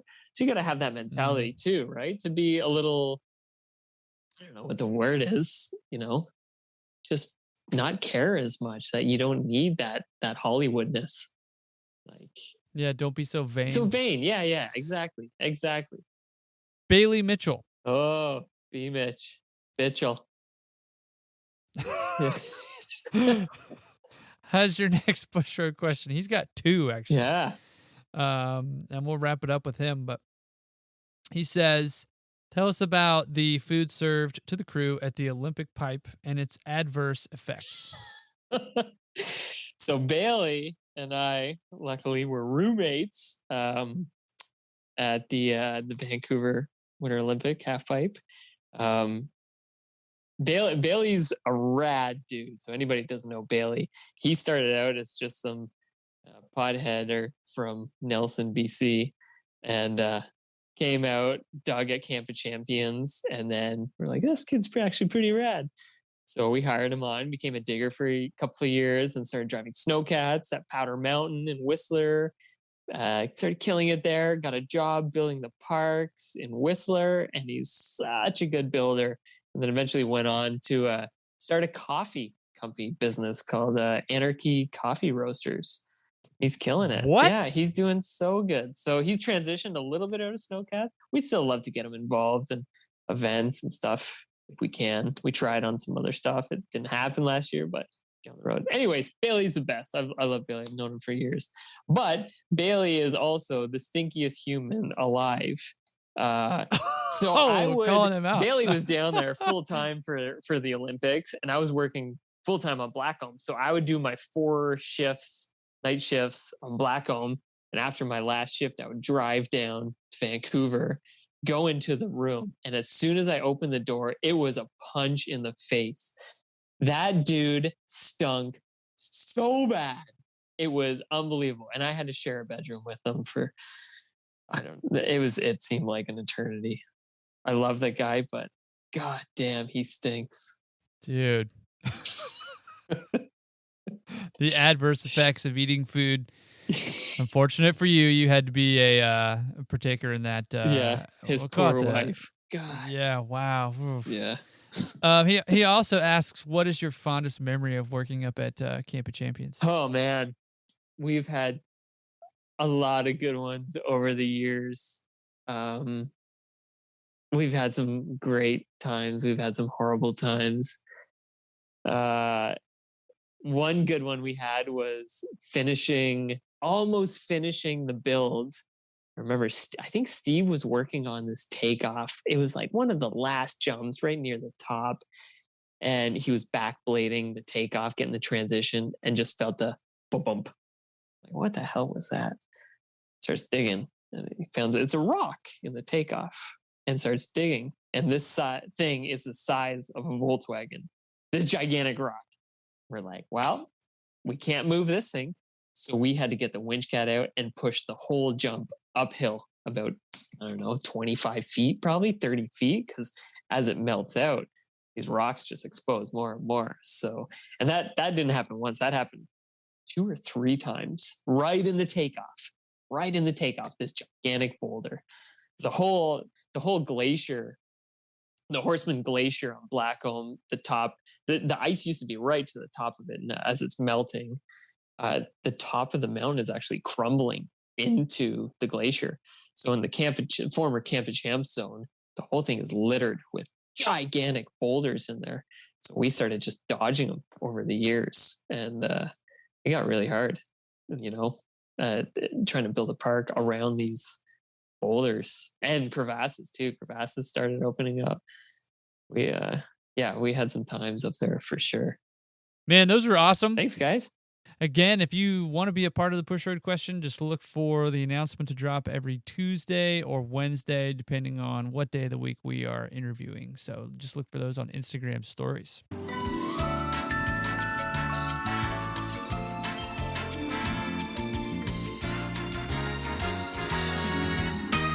Push Row question of the day. Would you ever get an Arena Snowparks tattoo, or do you already have one? I don't. I don't know if I would. Would you get Who came one? up with that logo? Would I get one? I don't know if I would. Oh, a hard really? one. I don't That's a know. hard one. That's a tough one. I'm just saying. Yeah. It's permanently on you, man. I guess Yeah, you could it take is. it off if you wanted to. You could carve it off. It is. But it's like, if somebody got a chairlift tattoo or snowcat tattoo, you're like, it's kind of cool, but How many I wouldn't tattoos? get How many tattoos do you have? Because you got a lot. I got quite a few, but I don't know. You kind of start after a while. You don't really count individual ones. You more start counting coverage. You're like Parker. So What? yeah, You're looking at each limb as a canvas. That's great that you can count them as singulars, but it's more of a piece there. I have nothing on my back at all yet. So that's pretty much the only area that's untouched. I have always wanted to dabble more into the realm of tattoos, but I've always gone, man, I could spend that $300 doing something else. And I guess that's the only thing that has really deterred me from furthering anything else on my body with respect to tattooing it. So yeah, it's definitely expensive. It's addictive. I was going to say, definitely slowed down once I had kids. Yeah, because they eat up all my money. But I do have both my boys' names tattooed on my hands. Very cool. Yeah, they're not going anywhere. Very cool. Do you have like a tattoo artist that you prefer? The guy I used to see, he moved to Saskatoon, Saskatchewan. So I don't see him anymore. But I kind of just look. It's cool with social media now. With Instagram, you just look around and find artists all over the place that you dig their style and go with that. So I like getting tattoos when I'm traveling. I got one in Hungary. When I'm in Nelson, cool. I found this guy who actually designed the poster for the Bald Face Zigzag. I got my feet tattooed by him. Yeah, he's a rad dude. So Sean O'Connor, shout out. That's really rad. Yeah, I've never been the I've always been weird about that. It's like I feel like there's a loyalty piece to a tattoo artist. So now I know there's really not that. I guess I used to have that for sure. For a while I had that loyalty, and then at the end of the day, it's your body, right? You don't really owe it to them. I mean, I maybe I put you on a bit of a pedestal. Maybe that's the best way to describe it. What? That's crazy. But like I think it's because of that originality though. And I mean, you and I talking offline just with respect to like music interests and you not really wanting to be anybody other than yourself at a young age, man. Like was that something that you were exposed to a lot of people and you kind of tried to emulate that, or was it something that you developed for a sense of on your own? I think going way back, maybe grade 7, I think 6, 7. This kid brought some CDs to school and he was selling them, and I was like, okay, I'll buy 3 CDs. And it was like Rancid and NoFX and Goldfinger or something. I was like, punk rock is the sickest. And ever since then, it's just been the other passion, besides snowboarding.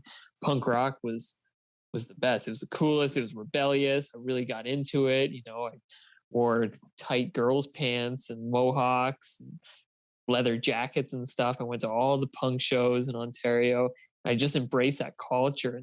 I saw everybody else who was, normal human beings, and I wanted to be completely opposite of them. Even when I moved to Whistler, like I remember riding the park and I was wearing jeans and getting yelled at by all these guys, like, go back to Portland. I'm like, oh, I'm actually from Ontario. But I don't know. Punk rock's always been in my soul. I just always wanted to look like, the Ramones or Rancid. Like that was just, it was always been my style to be like that badass punk rock look, and the lifestyle, the culture, everything about it I loved. And even into high school, one of my favorite bands was Minor Threat, and they started the whole straight edge scene where you don't drink, you don't do drugs, promiscuous sex. And I was like, sick, I'm going to be straight edge. So all through high school, even when I moved to Whistler, I never drank, I never smoked. I had tons of sex. No, I'm just kidding. I was married pretty early. So How old were you when you got married? 21. Wow. Yeah. I met my wife when I was 17, I think 16 Wow. or 17, high school. We met at a punk show. I think, who was it? Lagwagon. We met at a Lagwagon show, and yeah, married a bunch of years later, had little monsters. But it's cool, you know, just that whole style. I don't know, it's always appealed to me to kind of be cut from a different cloth than the norm. And I think snowboarding was like that too when I really got into it. You know, the movies, like the grenade movies back in the day, man, that was my Bible right there. Dude, so one of the things that I really wanted to get in with you, and I know that you mentioned that Steve really does a lot of the contractual things, works with the business and all of that, but you do travel to different resorts, whether it's within Canada or around the world, and you build things for them. And when you visit those places, really it's two questions. How do you create a relationship out of thin air, especially if you're the one that's shown up to do the build and you didn't do the consulting over the phone, with somebody that's boots on the ground going, wow, look at this guy. He's here to build our park. And then how do you kind of cultivate or train anybody as far as an operator there so that they can maintain what you've got, or what you provided for them as far as a product? Yeah, that's a good question. I like to be overly friendly when I arrive at resorts. Maybe not overly friendly, but I like being really friendly with people so they know I'm not just this hot-headed dude swinging his dick around saying, oh, I'm building the park now, like give me the machine. I'm genuinely as nice as I possibly can be. I talk to the mechanics, talk to everybody on the ground, and say, yeah, let's work together. Let's make this thing rad. I think just being nice in general, it's actually helped quite a bit over the years. One of the things that I know resorts don't really like what I do, but I guess it's kind of old school with me, is I show up to a resort and I have no plans most of the time. If it's a bigger event, then we know what we're going to build. But a lot of times if it's parks, I kind of just let it flow organically. And a lot of parks or resorts have hard times trusting us and saying, okay, you want to come in here and build a park, but you have no idea what it's going to look like, and we don't know what it's going to look like. I say, yeah, totally. Trust me. Like, trust me. I it's going to be sick, but I can't say exactly what it's going to be until I get there. And that's if we haven't done a site inspection, if they don't have dirt work. If it's just an open canvas, then I'm just going to go rogue and build it. But I'm going to find out, you know, their clientele and the level of riding and everything there and build accordingly. I'm not going to, you know, go build a 70-foot jump if there's only beginner riders working there. But so that's the one kind of battle. You know, we had that with Bromley, actually. Talking to them, they said, can you send us a design of the park, exactly what you're going to build? It's like, no, I kind of got to go there and just start pushing snow around and it'll all form together. And 99% of the time it works. Well, John O'Boyle, a.k.a. Wizard Wheeze, has a question for you along the lines maybe of social media. We'll see. But I'll throw it at you now. Here we go. Sick. Lucas, Parker, it's Weasel. Hey, appreciate you guys having me on the podcast this week. Lucas, I'm interested to hear what your perspective is on this. How do you feel social media affects our industry? Do operators get better work opportunities based off of clout over actual work ethic and experience? And does it create an only-for-me attitude as opposed to a collective team mentality? Excited to hear what a Canadian has to say on this one. Hope you're well. Hope the fam's well. And we'll talk to you soon there, buddy. Nice. What a hoser. Thanks, dude. That's a good question. For a resort, if you're a local resort operator, I think riders do like seeing what's being built, what's being groomed nightly. Look at Ty Weed, for example. He is so good at posting. He rebuilds this jump the night of, so people know the next day they come in, they know what to expect. They're stoked on it to see something new. Ty's amazing at that. You look at Charles Beckinsale, what he posts, people are like, man, this is so sick what you're doing. So I think if the resort has a really good terrain parks Instagram page, you don't necessarily have to, but there are people that do like a little bit the limelight, that do get some satisfaction of posting it and people being like, man, that's sick. Like, I'm stoked on that. Thank you. So yeah, personally, I don't post a lot, like I said, of stuff I build, maybe little snippets here and there, but I don't know. I guess it is important, and if not for personal satisfaction, at least not education, but showing people what you're building. Yeah, no, that's a good point. My only beef with it is that I don't see or get to see a whole lot of the process. Right. And I just see the finished work. I know in my mind that I mean, holy shit, that took a whole bunch of effort for that person to produce that. But I'm more curious about the behind the scenes aspect of it all. Yeah. How did you get there? How did you get to that finished product? And then you posting it online is sick, but I would like to see. I love the video. I love the stuff that operators share of like shoving snow or really roughed in landings or God, even when an excavator is out there moving shit around, like that's dope. Like that shit is like wow. Because when you see the finished product of whatever comes from that process, it makes me really appreciate that finished product even more because that is totally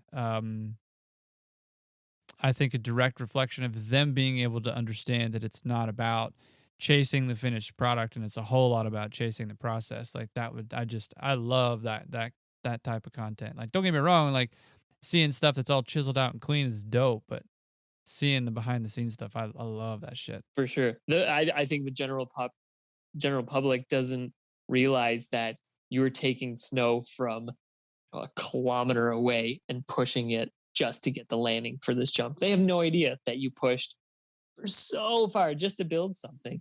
But it's also hard, as an operator, filming yourself doing all this stuff, right? You have a job, and that's to push the snow into a pile or groom a run, whatever. So to try and find that time to be able to set up a camera and do a time lapse or show you're pushing from miles away just to get snow to build a takeoff, whatever it is, it would be cool for sure to see it more, but I think it is hard to try and balance between work and getting the shot.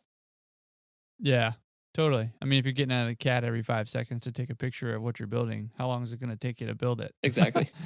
That's my other thought too. I'm like, man, they really did put a lot up there about, wow, holy, how long did it take them to do that? Yeah. How much fucking diesel did you go through? Your idle hours are pretty high this week. Yeah, totally.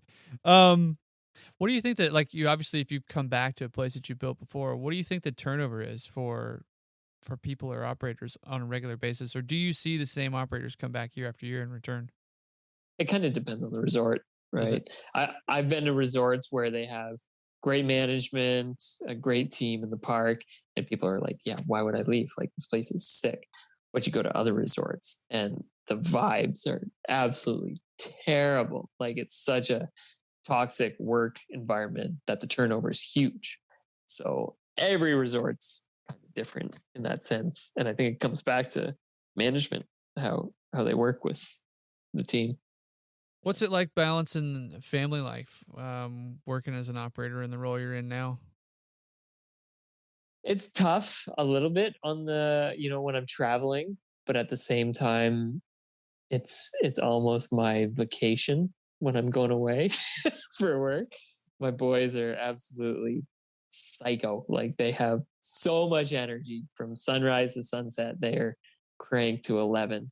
So when I'm home, it's I work and work and work all day, and then I come home and it's just nonstop with the boys. 9:00 hits, I sit down on the couch and I pass out with my eyes open. So when I That's get because they're listening. That's because they're listening to No FX from like 8 a.m. forward. yeah, bro. So when I get to go on the road, in a way, it's almost like a vacation. I'm not with these crazy little boys, which I love, but it's nice to have a little bit of a break. And then 2 weeks pass and I get home and my wife's ready to kill me. And I was just gonna say, get back into it. What's your wife's name? Ashley. Ashley. Yeah. Shout out to Ashley for putting up with the boys while Lucas is away. Ashley. Sorry. Oh man. No, I had to ask because that's an intense question too, because and maybe they do come with you sometimes. I don't know. Maybe they do. No, they haven't. It's hard, when you go on a contract and you're working, minimum 12 hours a day. It's the last thing you want to do is go home and spend time with your family in a hotel room, right? No offense, but you just it's good to separate the work life balance. When you're on the road, you can focus on the jobs. Not that I wouldn't want them maybe down the road. It'd be cool, Dax, my older son, maybe in a couple of years, get him to come with us and he can be the shaper some of the contracts. Yeah, he loves running shovels. So did you ever put like the car seat in the Snowcat and strap him in? Never a car seat, no, but he comes in all the time with me. Yeah, he's since he's been a little guy, I'll get him to jump in. We build stuff, and on Whistler, I still do casual part-time work for Whistler Blackcomb. So anytime I'm around there, I get him to jump in and we go up. So yeah, he loves it. That's rad. In my mind, there are definitely skill sets that are needed in order to kind of establish a run, make snow, move a loader from point A to point B, track a machine, start up the machine, move it in the yard. There's all these little things, right? There are all these little things. But this one's, I'll give you my take on it, but I just, do you feel like there are work or skill, I'll call them like quote unquote supposed to's as an operator within a company like ASP? Like when you go somewhere and you show up and these resorts or people that you're around kind of go, oh, well, this gentleman is supposed to be able to, or this lady or this person is supposed to be able to do all this. So we should be able to just kind of go like, wipe our hands and here you go, man.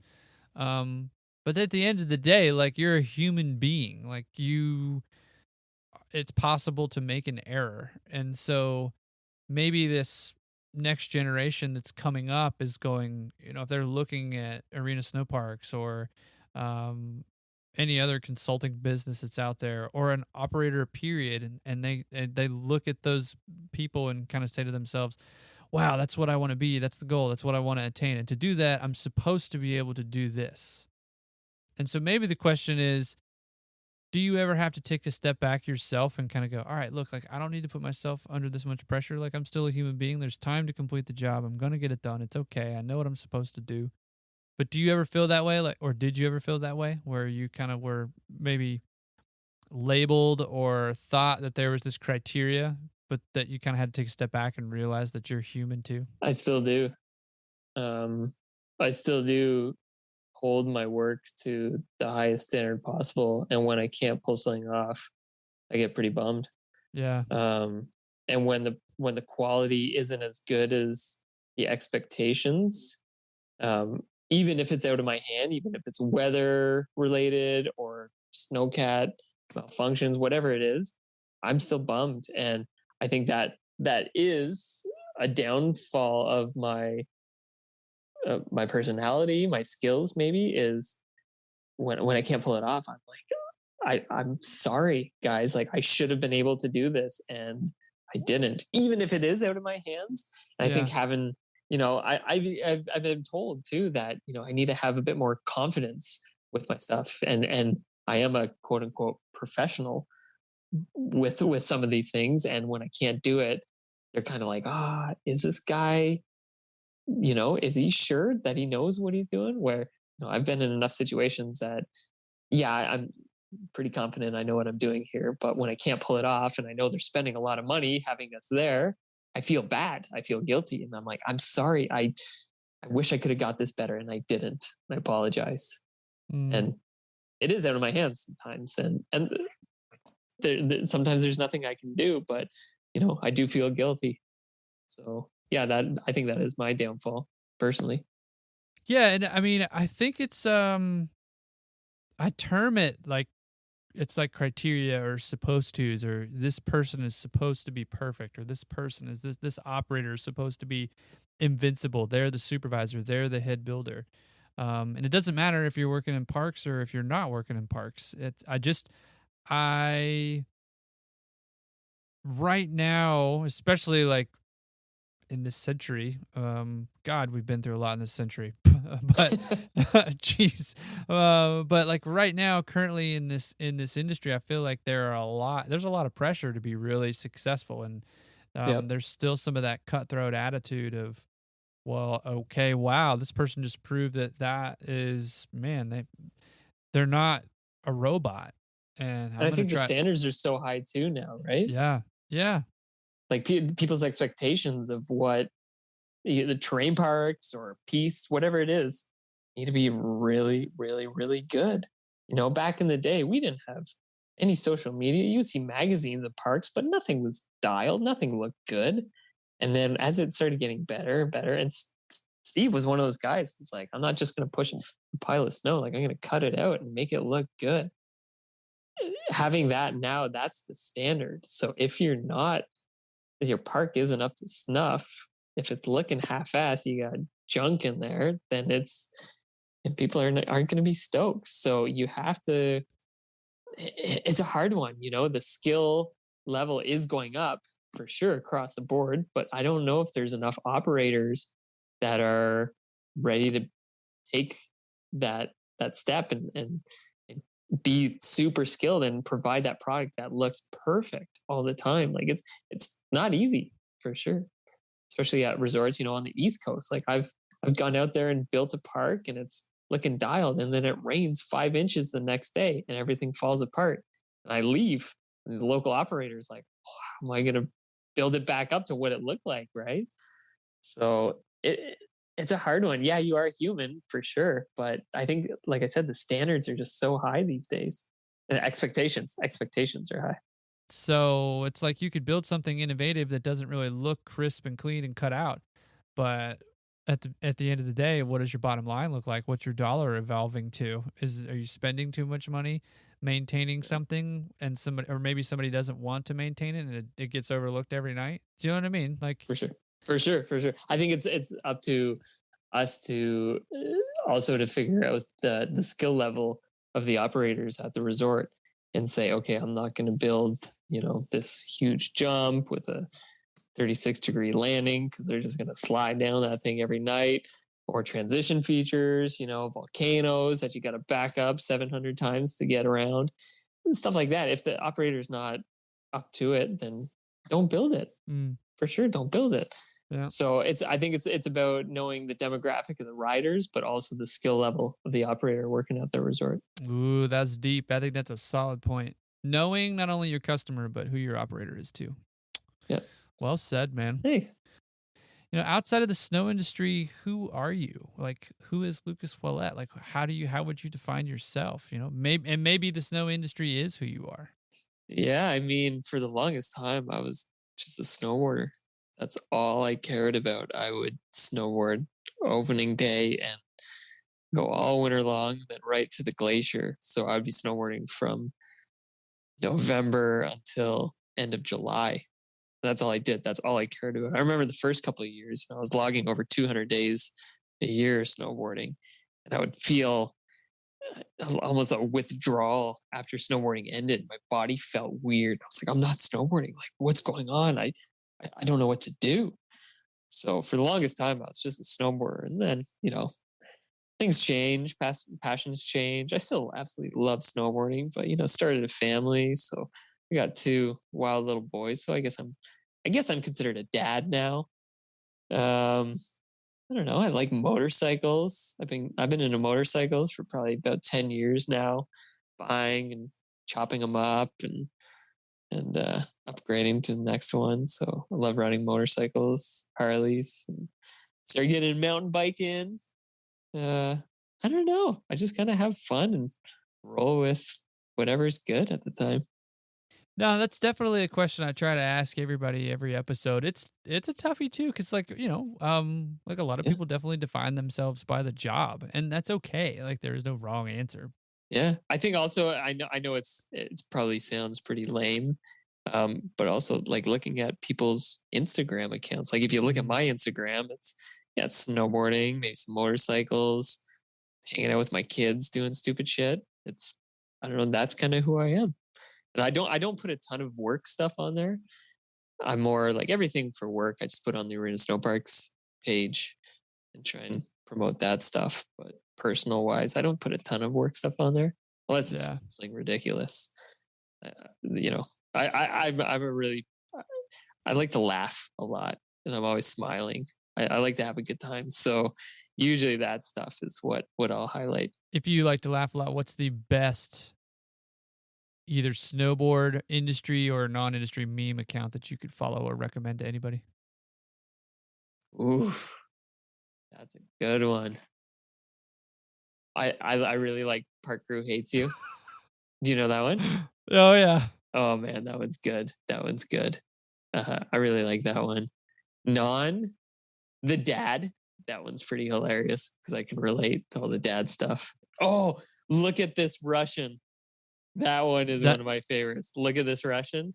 Holy shit. It is ridiculous.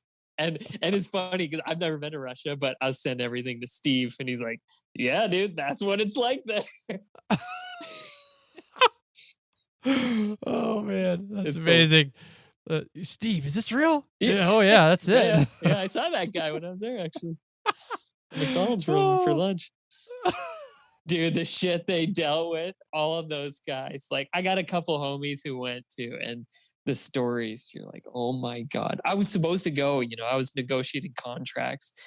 So I'm glad I didn't. I mean, I missed some crazy stories and experiences, but in a way, I'm kind of glad that I didn't have to deal with that. Oh man. I was thinking of this too, because I didn't even ask him this question, but I was like, man, did you feel like you were literally in the movie Super Size Me? Because yeah, he said he lost weight eating McDonald's all the time. Yeah. Wow. Yeah. Wow. I think by about the third day, I would have. Oh God, I can't imagine eating that stuff every day. No, I haven't had McDonald's, and you know what's crazy? Here's a cool fact. I have never had a hamburger from a fast food restaurant in my entire life. No shit. Yeah. Like road trip. You're trying to make an effort to eat healthy. Is that what you're saying? Yeah. Well, I'm not trying. Just my tummy doesn't feel good if I eat that stuff. Yeah. So. Do you think it's expensive? Do you think it's expensive to eat healthy? Yeah, I guess it depends where you're eating. If you go to somewhere like Norway, yeah, it's going to be insane. Eat healthy. I mean, I guess anywhere it's going to be a little bit more expensive, but I think it's worth it. Your health is probably worth more than some greasy burger. Yeah, not that I don't mind burgers as long as they're just not fast food shitty burgers. Yeah, like you would definitely go for one on the grill at home, but you're not going to go buy one at McDonald's. Yeah, no, never. Worst and best trends currently within terrain park or resort operations. What you got? The best is promoting terrain parks. That's the best trend for sure, and willing to see the value in them. There's some resorts that do see the value, and kudos to them.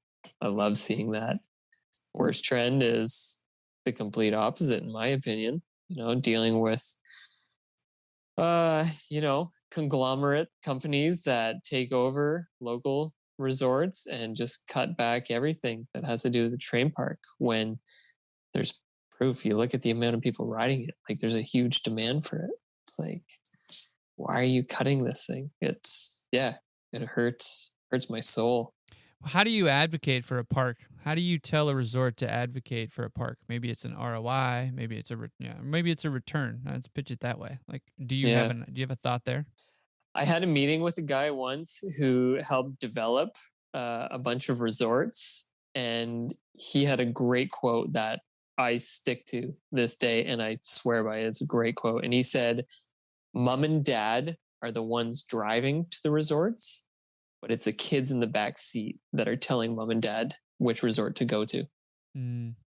And ever since I heard that, I was like, that totally makes sense. So you think of the kids. What's any kid going to want to do? They're going to want to jump off shit. So it's like, yeah, obviously, all these kids are going to say, let's go to this resort because their park is sick. Yeah, sure, you can go ride your flat trails. That's fine. I want to go ride this park. So if you cater to the kids, I mean, I don't want to generalize, but I think the majority of kids just want to jump off stuff. So if you can have a sick park, an even sicker kids park, and I think that's another thing that needs a lot of focus. I know some people have talked about this on the show, but advocating for a solid beginner park, small, intermediate features, I support that day in and day out. I think that's huge. Yeah, and then maybe I'll even maybe I'll play devil's advocate here too. What if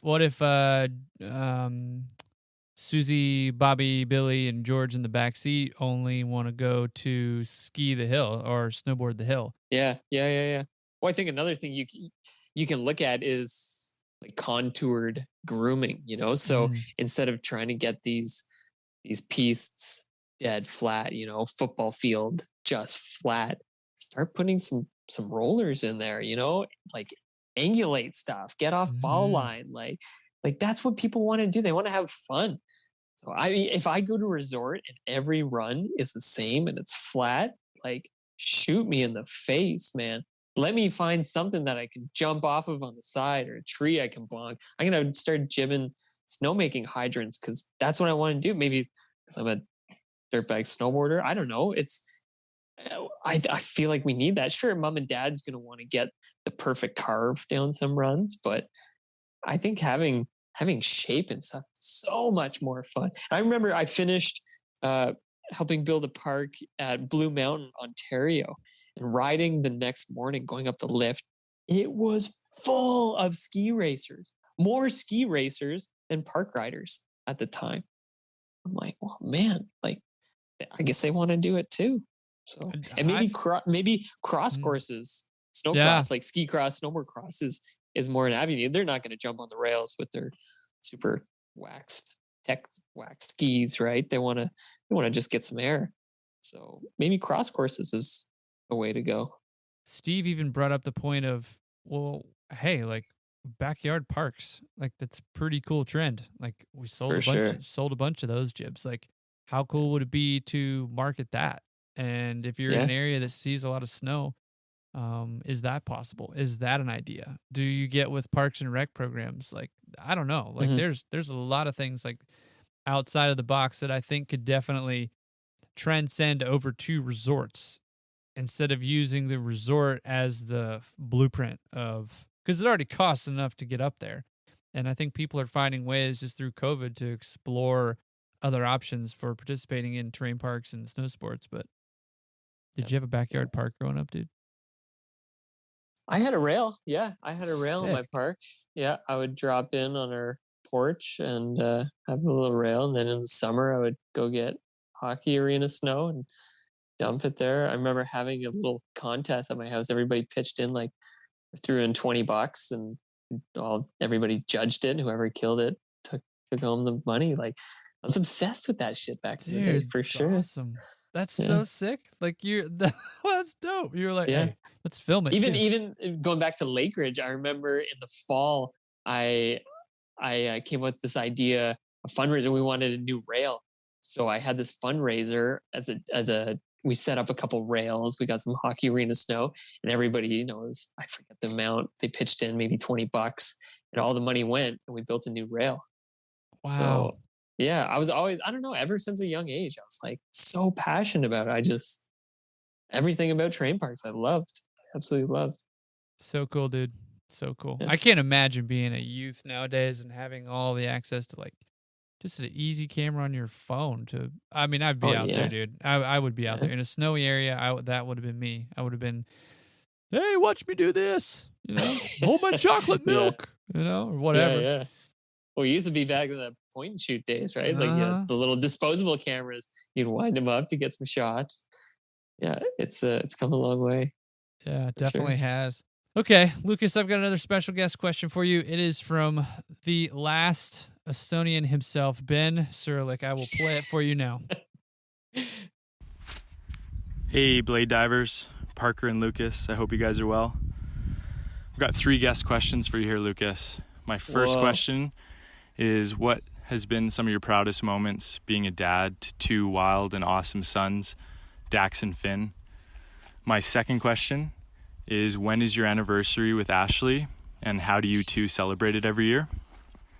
And my final question is, what were some of your best memories from our trip to South Korea?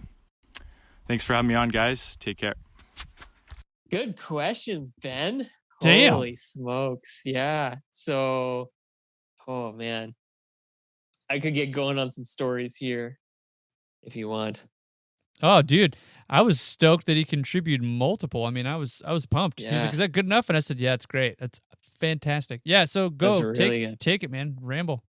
Okay, so man, it's pretty rad being a dad. You know, doing a 1080 doesn't even compete with being a dad, you know, seeing your kids being born. That's a cool story. So I'm gonna get into a story here. My first son, Dax, the story of his birth was pretty wild. So a couple weeks before my wife was due, I was getting a new battery for my motorcycle. I went to the store and I had to, they sold the battery case and the acid separately. So I had to go in and fill all the levels with the battery. And I forget why. I was like, can I just do this here? Like, I've never done this. He's like, yeah, sure.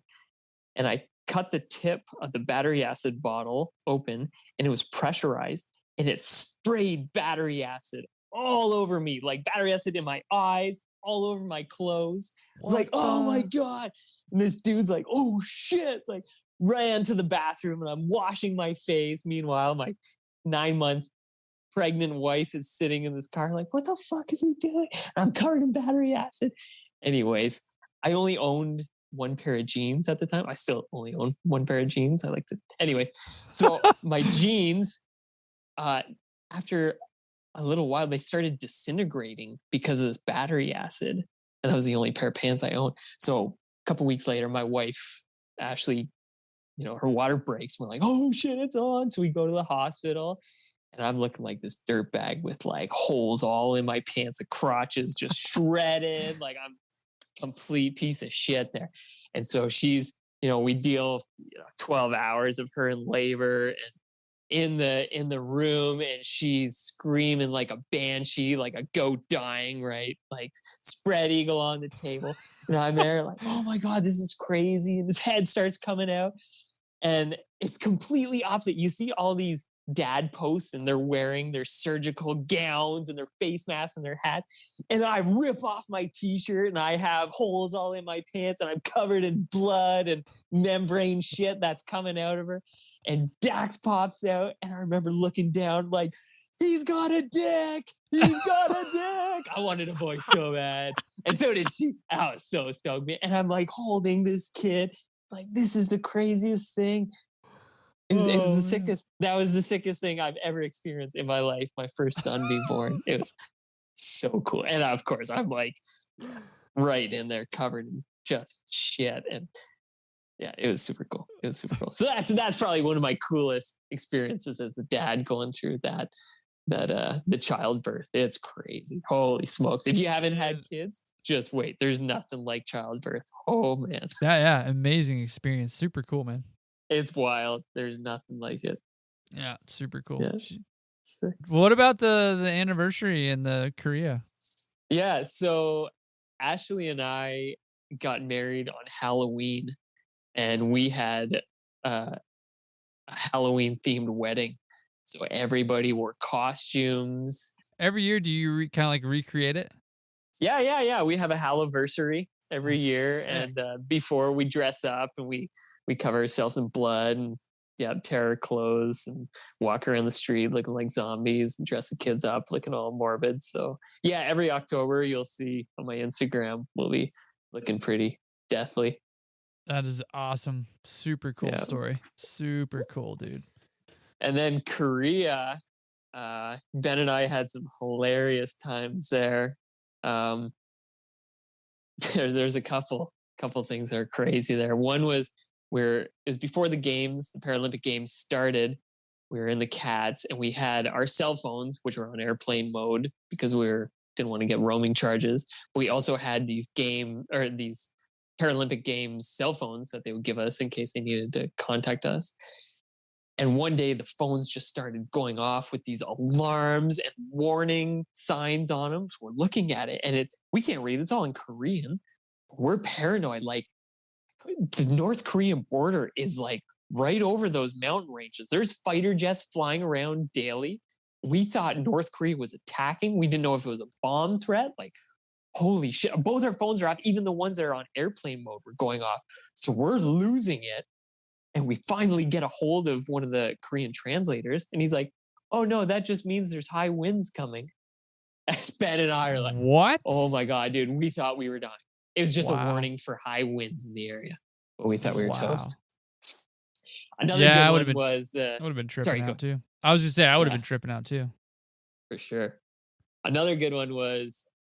After we built the border cross, we had 2 days to turn the bottom section into a bank slalom.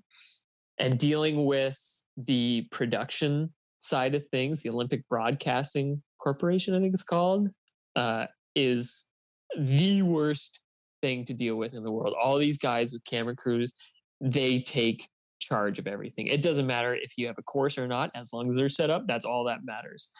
So they told me that they had fiber optics cables running underneath, but they had a conduit running, but it filled up with ice. So they had to dig a trench. So they got an excavator in there early season and dug it way, way down there. It's like, that's good. We're fine. So we built the bank slalom and I had a snowblower attachment on the front of the Cat and I was blowing the berms and I backed out and I had skimmed the fiber optics cable to all the cameras on the entire venue for the Paralympics. I skimmed it with a snowblower. I have no idea how I didn't shred this thing and wrap it up. High stress level right there. Would have been. Did you just? I mean, you probably saw it. I backed up and I just see this black cable and was like, "Oh my God!" Yeah, that could have been real bad. Holy shit! Heavy. Yeah, I would. That was the last day I was in a Snowcat in South Korea. And wow. Yeah, it was a good one. Went out with a bang. Wow. Well, I'm going to hit you with shout out to Ben, by the way. That's awesome questions. Thanks, Ben. Okay. I'm going to hit you with back-to-back here. We'll go Adam Mahler, our next special guest question for you. So I will play it for you now. Hey, Lucas. Blade Dive, Adam Mahler here. 2 questions. One being, how did you get into the welding and fabrication side of things? You built some really, really insane features, some of the cleanest ones I've ever seen. Definite inspiration here at Trollhagen and for myself. And number 2, it's a pretty heavily debated topic on whether a down, flat, down rail is considered a quad kink or a double kink. Can't wait to hear the episode. Hope you all doing well. Take care. Damn sick. Thanks, buddy. Really appreciate that. I'm going to answer your second question first because it's in my mind. You said quad or double. I'm going to hit it with a triple kink. 3 angles of change, right? Exactly. 3 downs. So I would call it a triple kink. That's my theory. That's my theory. I like it. Okay. So how did I get into welding and fabricating? Steve started building rails way back in the day. He actually built the first rails for Whistler Blackcomb, which is pretty awesome. And he did a little bit over the years. And as Arena Snowparks started to grow, resorts started to ask about that. And he built a couple rails just out of his garage and boxes and stuff. And after the 2010 Olympics, he thought this could be a chance for us to expand the business. So we opened a fabrication shop, and this dude Rob just came out of nowhere. He saw on Facebook or something, saw us building a rail, and came out of the blue and was like, "Hey, do you guys need a welder?" We're like, "Hell yeah." So Rob walked into our life and started building these rails with us, and we just it just happened organically. And over that time, Rob started kind of apprenticing me over the years, over like 8 years, teaching me everything. You know, he's a Red Seal welder. He is so good at it. He is unbelievable at welding. And after a good 8 years working with him, he started to do his own thing and kind of just passed the torch to me. So I just got thrown in the deep end pretty much and became lead fabricator of the rails. Okay, Lucas, we're going to keep throwing special guest questions at you, and I've got the last one of the episode, Ty Weed. And by the way, I'm excited that people want to contribute to these. This is amazing. I think it says a lot about the person who is the guest. And so without further ado, I will play Ty Weed's special guest question, who, by the way, is on vacation at the time that he recorded this. So thanks, Ty. Hey, Parker. What's up, Blade Dive? Stoked to hear you having Lucas on the podcast. I'm sure he's filling in with lots of entertaining stories. He's nonstop entertainment. Me and Lucas have worked together for a long time. We were both park rangers on the dig crew for Blackcomb Mountain when we first moved to Whistler. I owe a lot to Lucas for even getting me interested in the idea of running snowcats in the park. We both spent a lot of time on the Blackcomb Glacier. The summers up there are pretty fun. We've seen a lot of change over the years when we first started to what it is now. There's been a lot of melt and receding of the glacier, and I'd like to hear Lucas's take on that, and maybe even filling us in on his cooling down methods. When he's running a machine in July and August, it gets pretty hot in those snowcats, especially with no air conditioning. I've driven by him a couple times and saw some pretty hilarious stuff. You could fill us in on that, and stoked to hear what you guys come up with. Talk to you guys later. Yeah, Ty and I go way, way back. He's my best friend, basically. I've known Ty since I moved to Whistler, and we hit it off since day one, and that's awesome. Been roommates and worked together, and now we get to travel around building stuff. It's awesome. Yeah. So, yeah, as I talked about before, the glacier is it's a beast up there. And seeing it melt is absolutely insane. Where there used to be hundreds and hundreds of feet of snow just disappeared. And ice too. Losing the amount of ice is unbelievable. Watching that thing to the point where, you know, it's almost inoperable in the summer. You can't even get up there to build anymore because it's melted so much. They've had to remove one of the T-bars from up there. So the whole Camp-a-Champ side of the glacier, you can't even ride it in the summer anymore. It's gone. So that's pretty heartbreaking to see, you know, knowing my kids will never get the chance to ride up there in the summer. Sucks. So yeah, that's sorry for the downer there, but yeah, it's crazy when climate change is happening right in front of your eyes, and you can really, really, really see the effects. So to lighten things up, one technique we have found over the years to cool ourselves down, like running cats in July and August, you're in a greenhouse, you're just roasting in those things. So we found that we bring up Ziploc bags and you fill it with snow and you sit on it, and it cools your beanbag down like you wouldn't believe, which actually cools your entire body to a pretty comfortable level for a while, and then you gotta take off. But we showed Ty that technique, and Ty, man, he's crazy. So Ty went through this period between long-term relationships where I don't know if it was just to get more women, but he always wore fluorescent underwear. And I could see Ty on the other side of the glacier working, and it was like this neon orange laser beam pointing at me of Ty in this. I don't know if it was a Speedo or he just like pulled up his boxers, but I mean, he's got killer thighs, so all the power to him.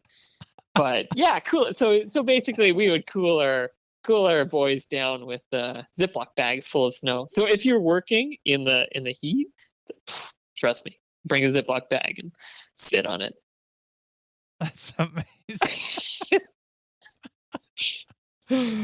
Now I've got this image of Ty in the Snowcat in his bright neon colored underwear with a bag of snow underneath his ass. Thank you for that. It's engraved in my brain forever. Oh my God. That is hilarious. Wow. Ty. It's a good look, man. Bring it back. Yeah, bringing it back, dude. Oh man. Well, I do want to know, like, just where do you think the future's headed, man? For you can stay specific to parks, you can go industry wide, machines. Where do you think it's headed? The future is unwritten. I don't know what's coming. You know, I see a lot of things that bum me out. Big corporate takeovers of resorts and cutbacks left, right, and center just so they can turn a profit and cut down mainly terrain parks. It sucks. But I also see the complete opposite. I see other resorts, smaller resorts, pulling the trigger and seeing the value in parks, and that's what gets me stoked. So I know we're not going anywhere anytime soon. I'm optimistic for sure. Maybe it's not at my home resort. Maybe it's who knows where it is. But I think I like what I see. I love what the work we're doing these days, and I hope it just keeps rolling and I get to work with my homies. Is there anybody that you want to thank, man? Yeah. Again, everybody that I've had the privilege of working with, riding with, hanging out with. There's so many people. I can't thank everyone enough. Anybody who I've been in contact with, snowboarding or driving snowcats, love you guys. You're the best. Thank you. Lucas, thanks so much for being a part of this, man. It means a whole lot. Thanks so much for taking the time. Awesome. Really appreciate it, dude.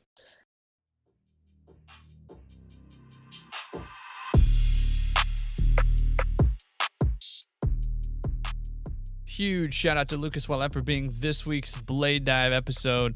It was a pleasure getting to chat with him on all things Arena Snowparks, his life, where he's come from, what he's all about, and just how original he is, man.